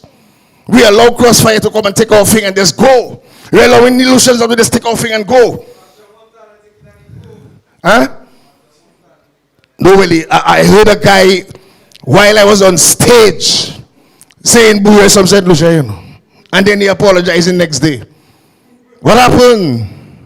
I never heard nothing on the radio after that. A guy from St. Lucia come in Dominica and say boo some St. Lucia. So, I mean, we have a problem. We don't own, and we're talking from on top. How many people from DD and DFC you see in there? How many people from the hierarchy you see in there? No, there's an industry. There is something that somebody from Brazil can reminisce and it hit. Music is good music, you don't care the language. Music is good music. And if an ethnomusicologist, 41 years in the business, can tell you that this is the greatest, most complex music. The woman listening to music from Egypt. As far as Egypt, the entire Caribbean, we don't know what we have. And it's high time we learn what we have and place emphasis and resources into what we have. If I could just say a couple things there. We have a problem in Dominica. It goes across entire society for everything. People tired to hear me say that. You have a demographic problem. We're talking about young people and so on. But Dominica does not have enough young people. That is part of the problem. You understand? And yeah, and then on the media side, when Dennis was starting off DBS radio, or even before that, electronic media, as far as we know, was just radio. Since then, TV has become the big thing. But in fact, now TV is going out in favor of internet. Yeah, because in my opinion, the marketing effort and the impression of a TV show versus a radio show is the difference between an atomic bomb and a bomb made with dynamite. The TV hitting so hard. One day, Ophelia were making a concert, or set of concerts in France. And they put Ophelia on the TV for 30 seconds. After the 30 seconds, the 4 nights of the concert sell out. Although she was on the radio talking, blah, blah, blah. But just that, 30 seconds on the TV, transformed the whole thing. Dominica is the first country in the Caribbean to have 24-hour cable TV. We don't have no TV station up till now. No matter, Wadix is going to do his thing there. Here comes a problem. He's doing it with Digicel, which is one provider. So if you don't have Digicel, you cannot watch Dominica TV. The government ought to intervene and in such a way that the television production that's made by him there, both of them should be obliged to carry it. That's how it is elsewhere. If you understand what I'm getting at there. So we have, and here's the thing with the TV there. That 24-hour cable TV has caused not only the youth playing music and so on to switch to think America is the whole world, but it has changed all sorts of stuff. When we were growing up then, is when you had a headache, what you used to buy to cure your headache? Your mother might be Fensick. Mr. Never see Fensick. He don't know nothing about Fensick. Cable, and it's due to cable TV. Because when you're watching cable TV, headache, pain here, blah, blah, blah. Well, next day you have pain here, you go in by the pharmacist, you have Tylenol. The pharmacist is going to say, well, no, I don't have Tylenol, but I have Fensick or whatever. So the person might take the Fensick. 3 minutes later, somebody else come in and ask him for Tylenol again. But next thing, he pick up the phone and he order Tylenol. And he don't order Fensick. It's the same thing with the music. So everybody, not only in Dominic, but in the Caribbean, thinks that America is the place you go to make money in music. Because I work with these copyright societies, I have all the figures and all the numbers there. But there was an online meeting where Dr. Nurse was presenting some figures. Europe pays plenty more money for copyright fees than America. I was at a meeting with the manager of BMI for External Affairs, talking with the ambassador that Obama had appointed to look after American intellectual property. And the BMI woman is sitting next to me. And I ask her this question there. What does BMI charge for a concert? And she gets red. She tell me, well, if it's below $1 million at the gate is 0.8%. If it's $1 million plus, it's 1%. If you go to Guadeloupe and play for a group of people like this here, and they pay, it's 8.5% for that. You know, so if you want to get into music business, you have to get the facts and then you can act correctly. And somebody asked me a question. Last thing. Somebody asked me a question. Not the radio station. If we are to develop the music business in Dominica, what we need to do? I say, if the government wants to get involved in that, they need to put $10 million into it over a 5-year period. And nearly all of that money should be spent on marketing. Brazil has 200 million people. If you listen to the music from Brazil, they play in Cadence music. It's exactly the same thing. In the town of Salvador, which is in the state of Bahia, they have carnival just like us. People fighting in the thing, blah, blah, blah, with a rope. The whole business is just as though you're watching Dominica Carnival. Your band could be setting up to go and play down there. We have international relations with Brazil. We have an ambassador to Brazil. But nobody interested in Brazil. Everybody want to go to America. Just lastly, Brazil, just for information, Brazilian Carlos Santos did a Portuguese version of Jamais Voiça, which sold over 3 million copies. 3 million copies, Jamais Voiça of Exile 1. Yeah. Okay.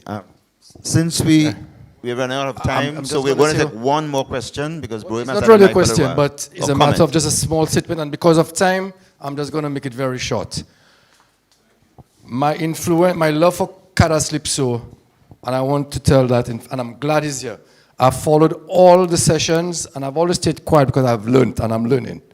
And I'm glad that he's there, because when I found out Dennis Joseph was here tonight, I had to make sure to be here. I could have been elsewhere. But Dennis, I want to say that because of the work that you and your team, and I'm using your team because you said it's not, yours was just an idea, but your team, and it's because of what you did on DBS Radio is where I am today. Very straightforward. I was not allowed as a young boy to be a coward like how Wadik said he used to go run around and try to go to dances, without stowaway. I couldn't do that. My parents were strict. So what I had was the radio. And that's where I learned about Cadence music. And I remember the first song that I got. I didn't own any record player because I was not financially sound as a young boy. But I had this little cassette recorder with a little mic. And I remember one day, after listening to so much music, I fell in love with Wo Imideba. And I remember I used to talk to Ted daily on DBS. And I called Ted one day. I said, Ted, you have to play that song back again for me, please. And please also do me one favor. No talking. Because that was the only way I could have gotten that song. And I used to record my little Cadence music on my little tape recorder of a cassette. And also, because of your introduction of Creole music to the radio, and because of my love for Cadence music now, I was able to learn the Creole much better. It taught me how to speak it better. And sometimes I sing songs that I don't understand too much, but I have learned a lot of Creole music, the word speaking of Creole, because of what you have done and your team have done.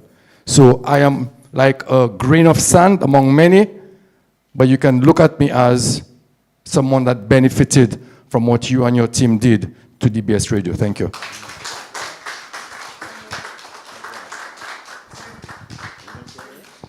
Okay, yes?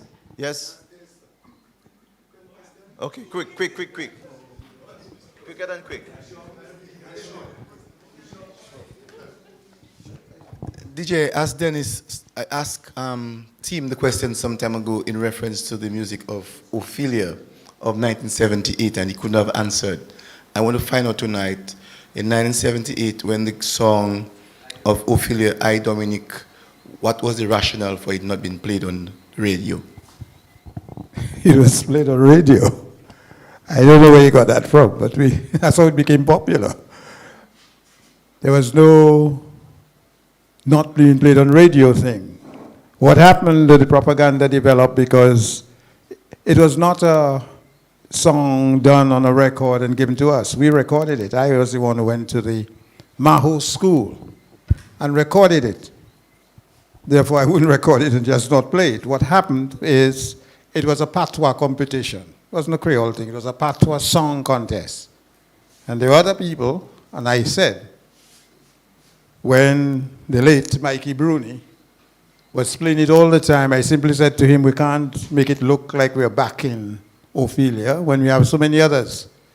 And Mikey Bruni took offense and went and said, well, I didn't want him to play this song. That wasn't the case at all. It was just a matter of, you have a situation of a patois song contest. You have around 8, 9 people, a lot of them from the countryside. Ophelia is more Roseau. I never wanted it to look like we're back in the Roseau singer. That was all. After that, the song was played all the time. I don't know if we had any problem with that.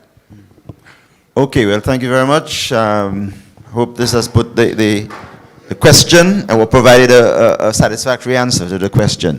I just want to remind us that there is food and I suppose wine as well, because this is Cadence and wine on the gallery. So for those of us who want to partake, you know, there's food out there. We've come to the point now where we have to close up.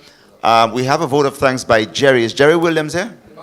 Jerry, yeah. You're down to give the vote of thanks. So, please. Good evening to everyone. I don't speak much, so it's going to be short and sweet. Before I get into thanking everyone, I listened to the conversation, and one of the things I want to go back to, it was the first presentation by Gordon, how Cadence Calypso began by sheer accident, 8,000 kilometers from Dominica. And I think it was the fact that persons weren't dancing, so he decided to make the necessary changes. The importance of that is the people. That's the most important thing, is if the people don't appreciate the music, it won't go anywhere, all right?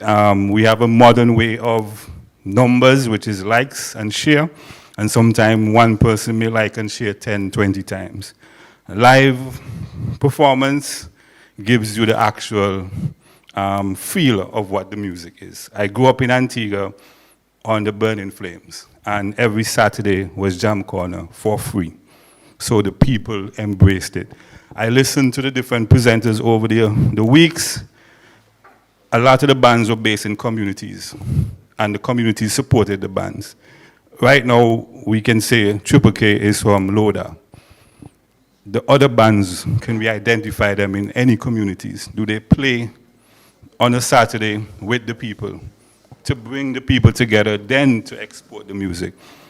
We go over the people and we expect to think that the people appreciate the music. So, vote of thanks on behalf of Creole Heartbeat.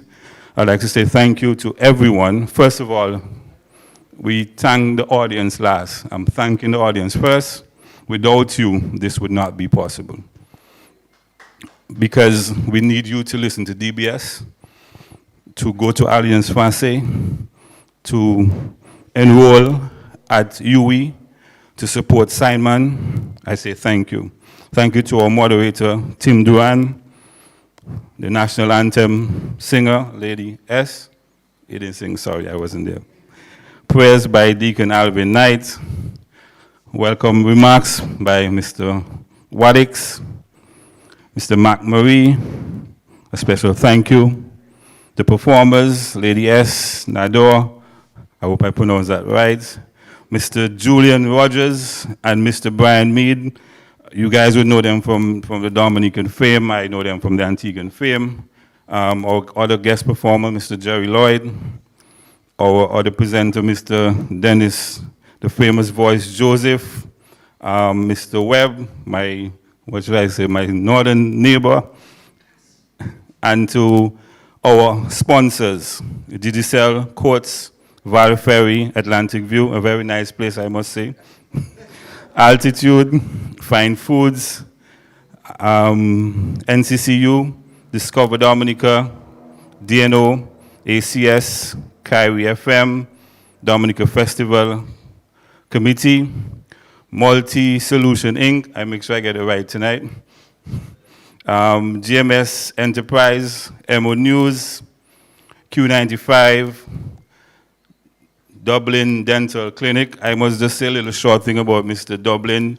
I'm the one basically do the layout for the magazine, and I made it my business to find pictures of Dominica and persons enthusiastic about Dominica. And I came across, before knowing Mr. Dublin, picture where he had Dominica in his chest and the flag of Dominica at a football game. You know, and from there, I understand and know his passion for the country. St. George's Dental Clinic, Tropita Water, White Oak, and Yellowtail Wine. And again, to the public, to the media, to everyone, thank you.